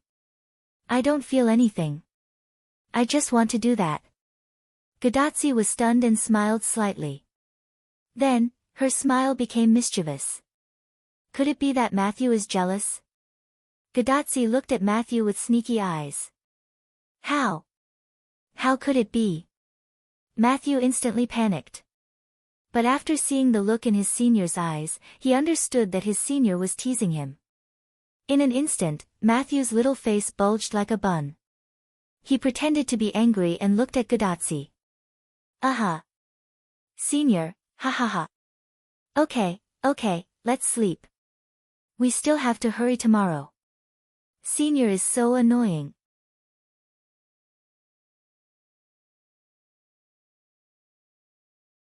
Chapter 491. The night went by silently. Early the next morning, Wyrm knocked on Gadotsi's door. The one who opened the door was naturally Matthew, who had the physique of a servant. Gadotsi hadn't woken up yet, and when she saw Wyrm, she kept yawning. Wyrm smiled helplessly. At this moment, at the west entrance of the town, Wyrm, Gadotsi, and Matthew stood on one side, and other servants stood on the other side. Many of Riverton's residents were hiding in the distance, watching from afar.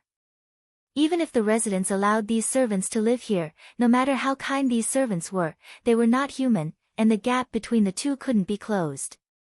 Cough. Returning to the main topic, everyone was naturally sending Wyrm and the other two off. By the way, Pamelia was still sleeping, after all, she was a vampire. Nightingale and Achilles, on the other hand, did not come for some unknown reason. On the contrary, Rama had already woken up and participated in the farewell ceremony. Early in the morning, Wyrm would take Gadotsi and Matthew to the west coast of the American continent to unite with Edison. Although it was a bit uncomfortable to give Chaldea's master to a servant who was originally an enemy, since it was Gadotsi's decision, they naturally agreed. Of course, some people were happy, some people were sad, some people agreed, and some people opposed. Kyoheim bit her sleeve, looked at Gadotsi with tears in her eyes, and then looked at Wyrm angrily. She kept looking back and forth. That's enough, it's not a life and death parting. Robin Hood, who was standing on the side, sighed and shook his head helplessly. Billy Boy, who was standing next to Robin Hood, also nodded. Then, Elizabeth, who was in her costume, smiled. That's little dear's happiness. You'd better send her your blessings. Little dear was Elizabeth's pet name for Gadotsi. Listening to her enemy's words, Kyoheim was even angrier. Damn stinky lizard, if it weren't for you, Anjin-sama would not fall into the hands of that man. Anjin-sama was Kyoheim's nickname for Gadotsi. At that moment, Kyoheim vented her anger on Elizabeth. Look at how happy Xiaolu is now, it's none of your business. Elizabeth naturally refused to be outdone and stared at Kyoheim.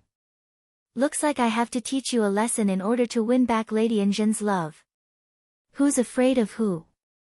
When Robin Hood and Billy Boy saw the two girls with dragon attributes staring at each other, they tactfully retreated and kept their mouths shut. On the other side.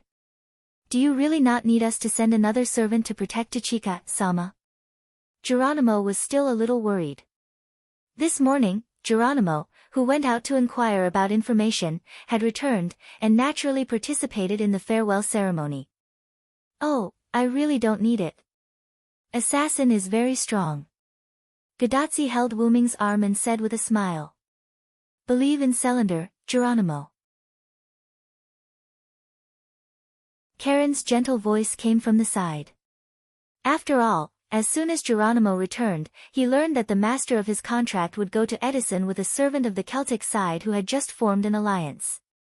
This really shocked him. Geronimo looked at Sharon, then looked at Gadotsi and nodded. I'll leave the master to you, Mr. Cylinder.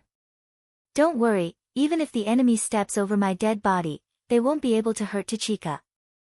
Not to mention, the enemy can't step over my dead body. Wyrm said to Geronimo and Sharon. And the guarantee of Wyrm, who created a nuclear explosion, was naturally enough to convince them. At this time, Sharon also spoke. By the way, Cylinder, Nightingale didn't come back last night. I have ways to treat patients, so I used the Holy Grail on Rama, and the effect was not bad. This made Wyrm stunned for a moment. Nightingale didn't go back, and she disappeared this morning. Achilles also disappeared today. Could it be that Nightingale chased after Achilles to do an amputation, and the two of them chased each other away? As if he saw Wu Ming's doubts, Sharon smiled bitterly. My disciple is indeed missing. I think it might be related to Ms. Nightingale. Sharon purposely went to look for his disciple this morning, and found that his disciple's house was in a mess. The windows were open, as if he was being chased by something. Thinking about it carefully, it might be that Nightingale. After all, she was a berserker. How could a berserker be easy to deal with? Compared to other classes, even an easy berserker was a problem child. This made Wu Ming feel awkward. Achilles, you are a man after all. How can you let a woman chase after you and run away? Cough cough. But it was Wu Ming's fault after all, so it was better not to talk about it. Then, Wu Ming looked at Rama. Although Rama was already awake, he could still see that he was weak. To use a phrase to describe him, he was strong on the outside but weak on the inside. But it had to be said that Karen's medical skills were superb. But then again, now that all the tools were prepared, Sharon alone was enough to treat Rama. However, to be able to wake Rama up in one night, Wu Ming took another look at Sharon. To be able to teach a disciple who created the elixir of immortality, Karen's reputation as a sage was not to be underestimated. This was because Wu Ming felt that Rama would need at least a few days to wake up after experiencing the magic of the Holy Grail. Just as Wu Ming was pondering, Rama saw that Wu Ming did not speak. After hesitating for a while, he pulled a long face and spoke first. I'm here to thank you. I was reckless when we first met. Thank you for saving my life. Rama was obviously talking about the incident where he threw the relic without hesitation. Although Wu Ming and Carl were on the same side, Wu Ming had just been summoned after all. The kidnapping of Sito probably had nothing to do with Wu Ming. Rama understood this as well. However, as he was too emotional at that time, he ended up harming himself. After all, they are now my subordinates in name. But don't worry, I won't do anything to your Sito anymore. On the contrary, I'll help you to save your Sito. Again, Wu Ming had a good impression of the infatuated man. If possible, Wu Ming did not mind helping him. You're right. They are also your subordinates. When I save Sito, I'll definitely have a good fight with you. As expected of a king, he was still quite cool when he calmed down. All right. I'll be waiting for you. Wu Ming smiled as he extended his hand. Rama was stunned when he saw that. He immediately reacted and extended his hand as well to shake Xian's hand. Gadotsi smiled when she saw that. Both of them seemed to have buried the hatchet. After all, she liked to see them getting along well. If that's the case, there's nothing else. Let's go. Just like that, Wu Ming led Matthew, who was fully armed, and Gadotsi, who kept waving at everyone as they headed west. Of course, Wu Ming and the rest did not need to walk 108,000 miles, nor did they need to face extreme difficulties. However, I feel like we've overlooked something. Wu Ming muttered to himself. In the forest near Riverton, Wu Ming's pseudo-heavenly lock had tied Spartacus up. He was still tied up and could not move at all. Oh, oppressor! Come and give me more pressure.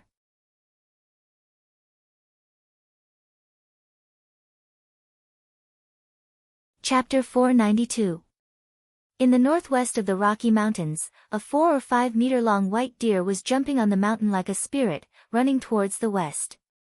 This white deer was naturally the white deer that Wu Ming sat on before, the vehicle of the Holy Spirit Yggdrasil. It was neither alive nor emotionless and was completely controlled by Wu Ming. After walking for a few minutes, Wu Ming thought that the speed was too slow and threw his spear to the ground. Then, the holy white deer based on Fan Baba appeared in front of Gadotsi and Matthew. The appearance of the white deer made the two little girls feel good.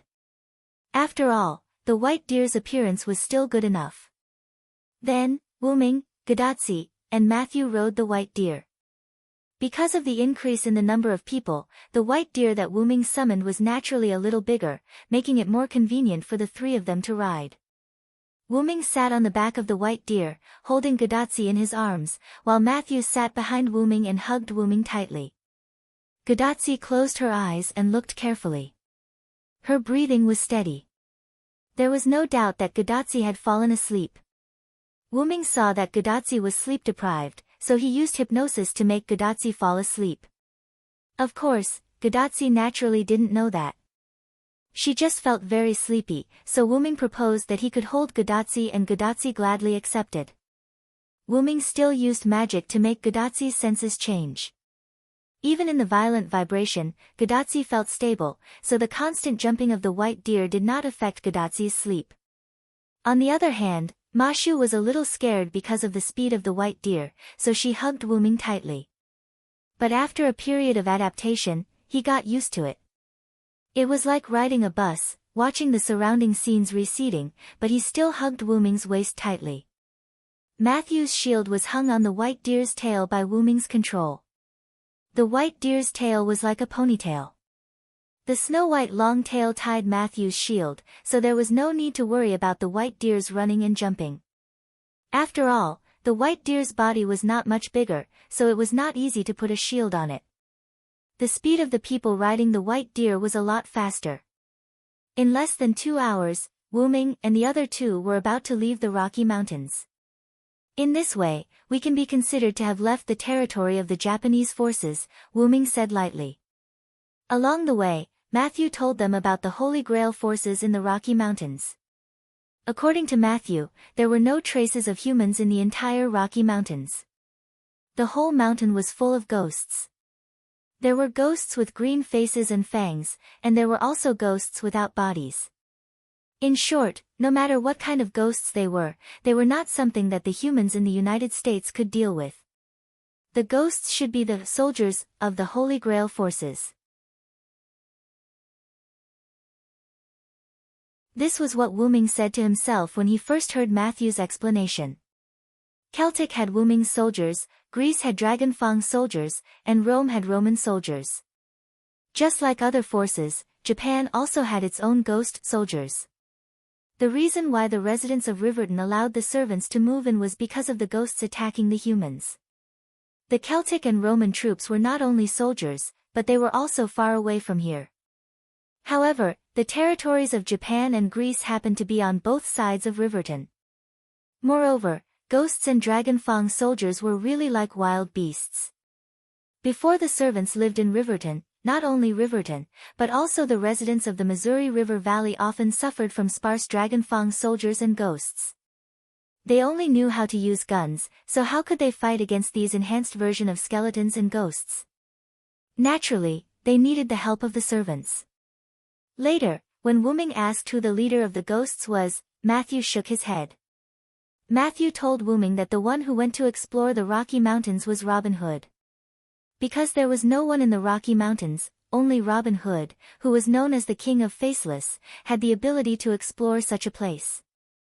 According to the exploration, Denver was determined to be the gathering place of the Holy Grail forces in Japan. However, he did not enter Denver because Robin Hood had sensed a large amount of poison before he even reached Denver. Robin Hood was also a master of poison, so he was very sensitive to poison. Under the premise of ensuring his own safety, Robin Hood collected some information and left. After that, everyone knew that the Japanese forces were not to be trifled with. At least, not many servants could ignore those poisons. Especially Sharon, who couldn't stand the Hydra's poison and chose to commit suicide. It was estimated that as long as Sharon approached, he would be poisoned to death. Even Kyoheim, who was originally a member of the Japanese forces, didn't know. When Kyoheim was summoned by the Holy Grail again, she didn't even pay attention to the leader of the Japanese forces and directly left the Rocky Mountains. Coincidentally, no one stopped Kyoheim, so she was released. In this way, Kyoheim, who pursued her love, betrayed her original side without any information. Perhaps, because of this reason, Kyoheim was a little more honest. However, in Kyoheim's words, all of this was for love, for Kyoheim's Anjin-sama, in short, even Matthew didn't know the specific situation of the Japanese forces. However, Wuming had some idea in his mind. Japan, leader, ghost, poison, he could only think of Shitendaji. I don't know if Shitendaji here has the memory of burning Winterwood City. If so, it would be difficult to deal with. Wuming didn't know Shitendaji. Apart from the historical records, Wuming only knew that she was a female ghost who could eat people, drink wine, and didn't care about trifles. Yes, and the most important point, she did things completely according to her preferences. If she was persistent, she wouldn't let others feel comfortable even if she died. From the poisonous wine gourd in Winterwood City, it could be seen that Shitendaji, who used all her strength to release her noble phantasm, really disgusted Wuming. It really confirmed that sentence, even if she died, she wouldn't feel at ease. It's better to leave here quickly. Thinking like this, Wuming controlled the white deer to speed up a little, wanting to leave this junction quickly. After Wuming and others left the Rocky Mountains, in the place where Wuming and others were just now, a purple and quite exposed figure appeared. He, what a delicious smell. After leaving the Rocky Mountains, Wuming was temporarily relieved. Fortunately, there was no Shitendaji who blocked the road to rob them. Then, Wuming and others entered a flat area that looked like a plain but was actually a plateau.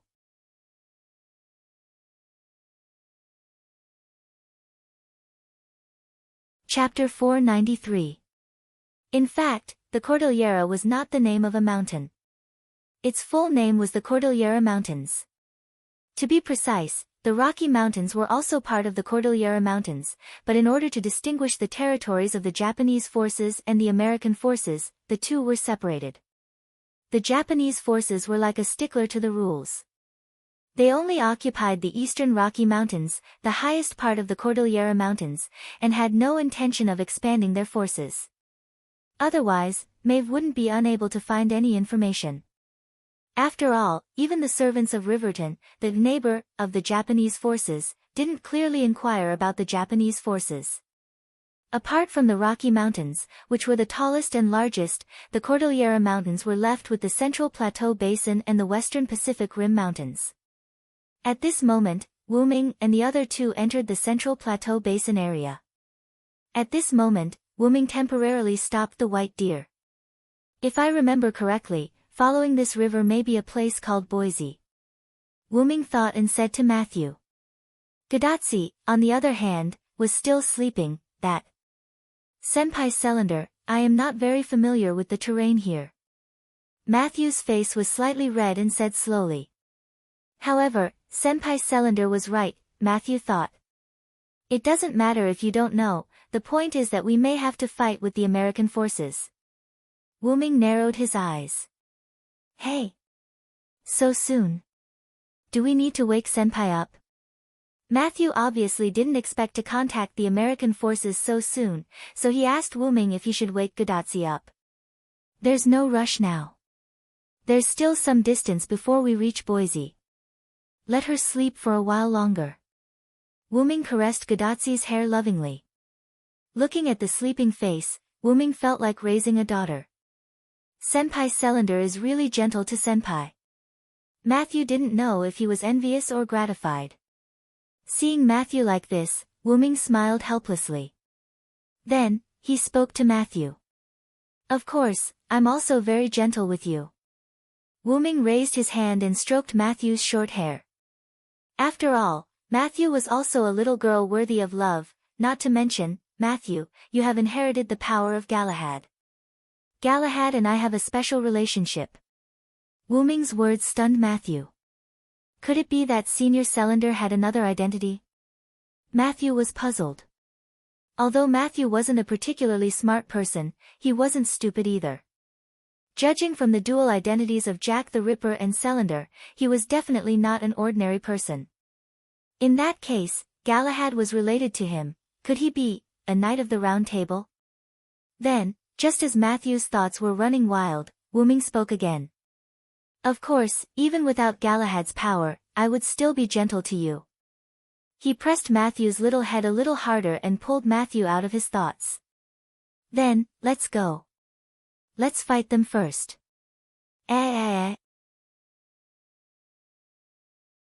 Then, Wuming drove the white deer again.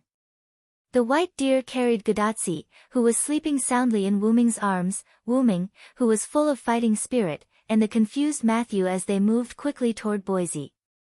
When they were still a short distance away from Boise, Wuming deactivated the white deer's state of the Holy Lance. It wasn't to show his sincerity, but because he had encountered an enemy. Then, a minute later. Slash dash. Boom dash. The last robot infantry was cut in half with one shot. With the explosion, the 100-man robot infantry unit disappeared from this singularity.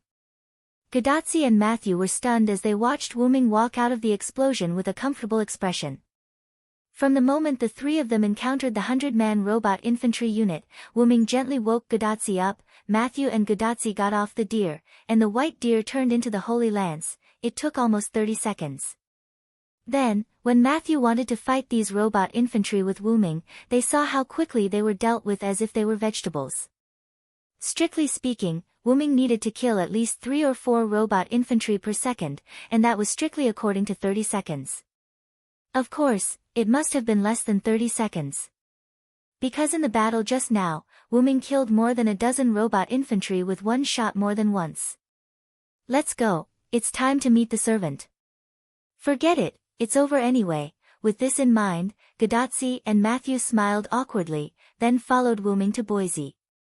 After walking for almost a minute or two, Gadatsi and Matthew noticed the fortress-like town in front of them, and a white-haired man holding a golden lance and wearing golden armor standing alone in front of the fortress with his eyes closed.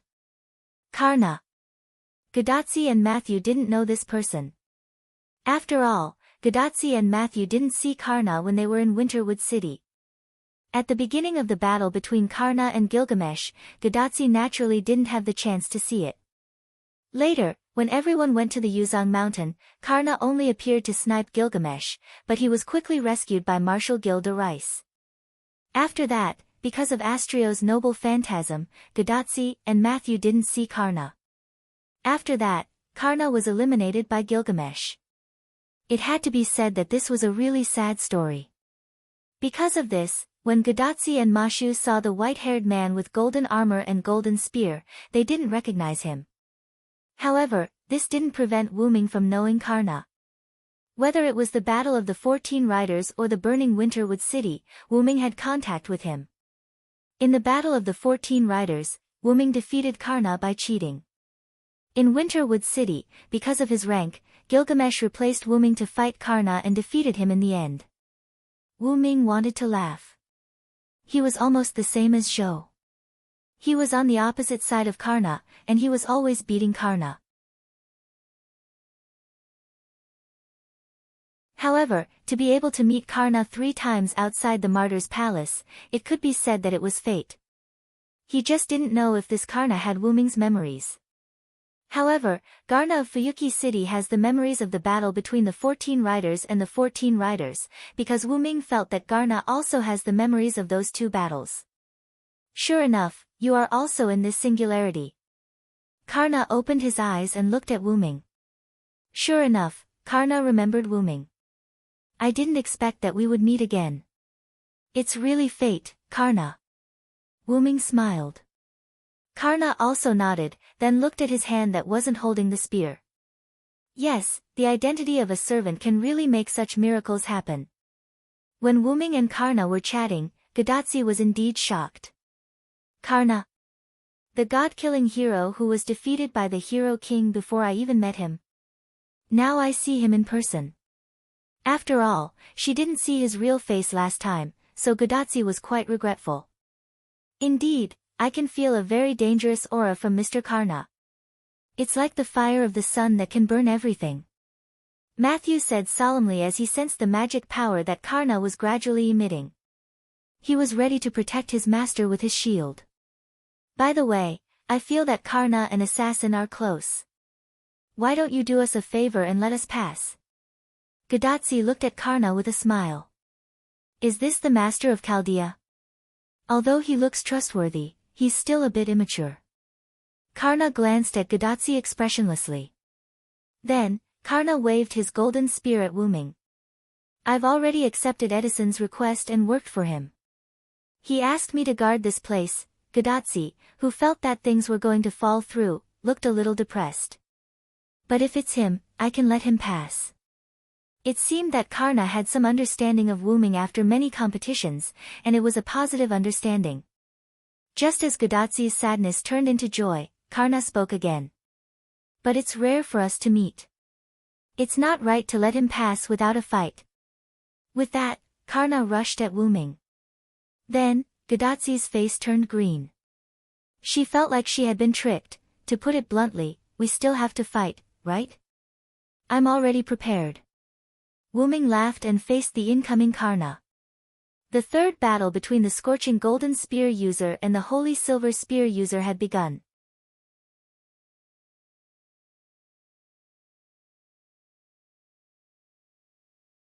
Chapter 494. Clang. Clang. Clang. The ear-piercing sounds of metal colliding echoed in the air. Huff. Huff. Huff. Flames raged on the ground in front of the main gate of the fortress like meteorites falling from the sky. The walls of the fortress nearby also showed signs of damage. Hum. As if the air was vibrating, countless rays of light and flames clashed with each other. The figures of flames and meteors kept intertwining. The tip of the spear accompanied by flames and the tip of the spear accompanied by holy light could be vaguely seen. Obviously, that was where the sounds of metal colliding came from. Due to Karna's sudden attack, Wuming didn't back down and counterattacked. This battle implicated Matthew and Gadatsi for no reason. This was because as long as Gadatsi showed the attitude of negotiating with him, Karna would definitely not attack again. However, this time, Wuming was involved. Although he had joked that Wuming was like Zhou to Karna, in fact, Karna did have some feelings for him. After all, even a saint would be prejudiced if he kept losing to the same person, let alone Karna. As a result, Karna and Wuming fought for the third time. Both the overflowing magic power and the airwaves caused by the battle affected a shield on the battlefield. The shield kept shaking and seemed to be in danger. Ugh! Matthew put his shield in front of him and struggled to resist, protecting Gadatsi behind him. The blade of the shield extended out from the bottom and stabbed deeply into the ground. One could vaguely see a thick layer of magic power attached to the shield. It was Matthew's magic defense skill, which had the same nature as magic release, except that magic defense was used for defense, while magic release was used for attack. However, even so, the current situation was quite bad for Matthew.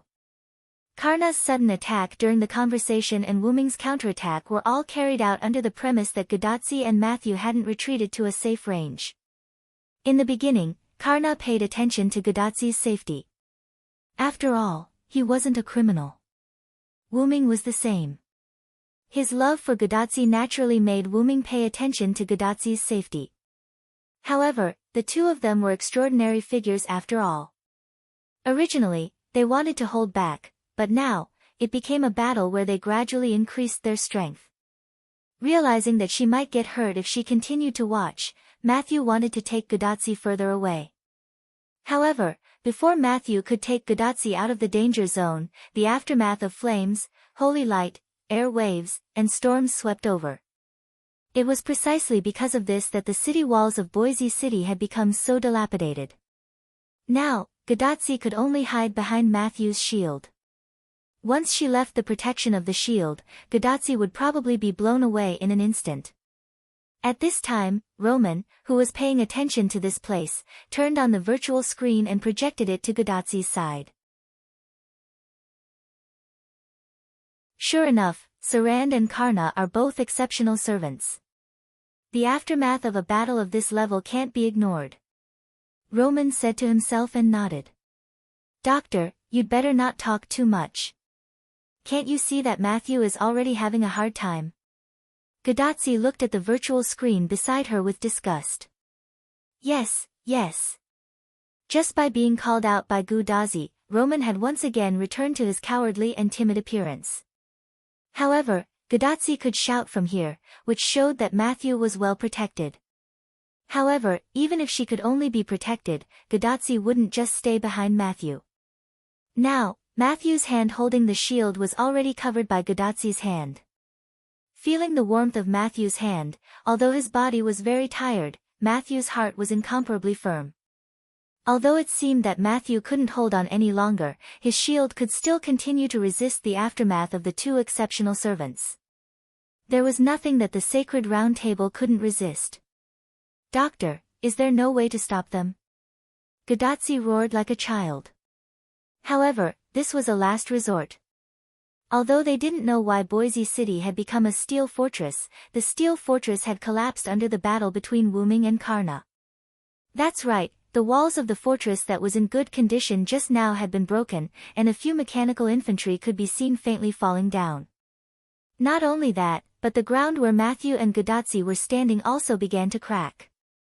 If they waited for Wuming and Karna to fight for a while longer, there was no doubt that the two of them who had released their noble phantoms would destroy the fortress. What can I do? Roman scratched the back of his head weakly. At this moment, Wuming and Karna separated, and the fight naturally stopped. However, this also proved that the two of them weren't too immersed in the joy of fighting. "If we don't release our noble phantoms, we won't be able to determine the winner in a short period of time," Karna said lightly. After all, during the Battle of the 14 Horsemen, Wuming and Karna couldn't determine the winner in terms of martial arts, so they still had to rely on their noble phantoms. When he said that, Gadotsi, Matthew, and Roman were shocked. If he released his noble phantoms, Gadotsi and Matthew would be in trouble. "Even so, you and I don't want to release our noble phantoms, right?" Wuming threw the spear in his hand, and the spear turned into white light and merged into his body. That was not the real Holy Spear Yggdrasil, but a noble phantoms based on the identity of the Holy King. After all, the real Yggdrasil was still in Uruk. Moreover, this time, it's not pure martial arts. Your flame and my light are not simple things, just like this. Wuming raised one of his hands, and a white light emerged. However, unlike the holy light in the past, this time, the light in Wuming's hand was full of cruel charm. Just like the church organization in fantasy novels, there were many gentle and amiable church members, but there were also church members who were responsible for judgment. At this moment, Wuming's light was in such a form. "This time, I won." Wuming smiled slightly at Karna. After Wuming finished speaking, Karna did not answer but fell into silence. "I feel that assassin's aura is a little different. It's a bit serious. Is it an illusion?" Gadotsi approached Wuming and looked at the light in confusion. "Maybe it's really like what Senpai Cylinder said, these lights are not simple things." Matthew also came over. Matthew and Gadotsi, one on the left and one on the right side of Wuming, looked at the light. At this moment, Matthew had already put down his shield, and the two had already begun to move toward Wuming. Some of the conversation between Wuming and Karna naturally fell into the ears of Gadotsi and Matthew. "Indeed, the current you is somewhat different from the two you that I met before. This time, I have indeed lost." Cough, cough. After that, Karna coughed, and blood came out of his mouth. "You're tuning in to the Blissful Bookshelf YouTube channel. We're so grateful for your support, and don't forget to subscribe to join us on this incredible journey through captivating stories. Your generosity through donations truly makes a world of difference, as it's the primary source of revenue that allows me to expand and enhance this channel for you. Thank you from the bottom of my heart for being a part of this adventure.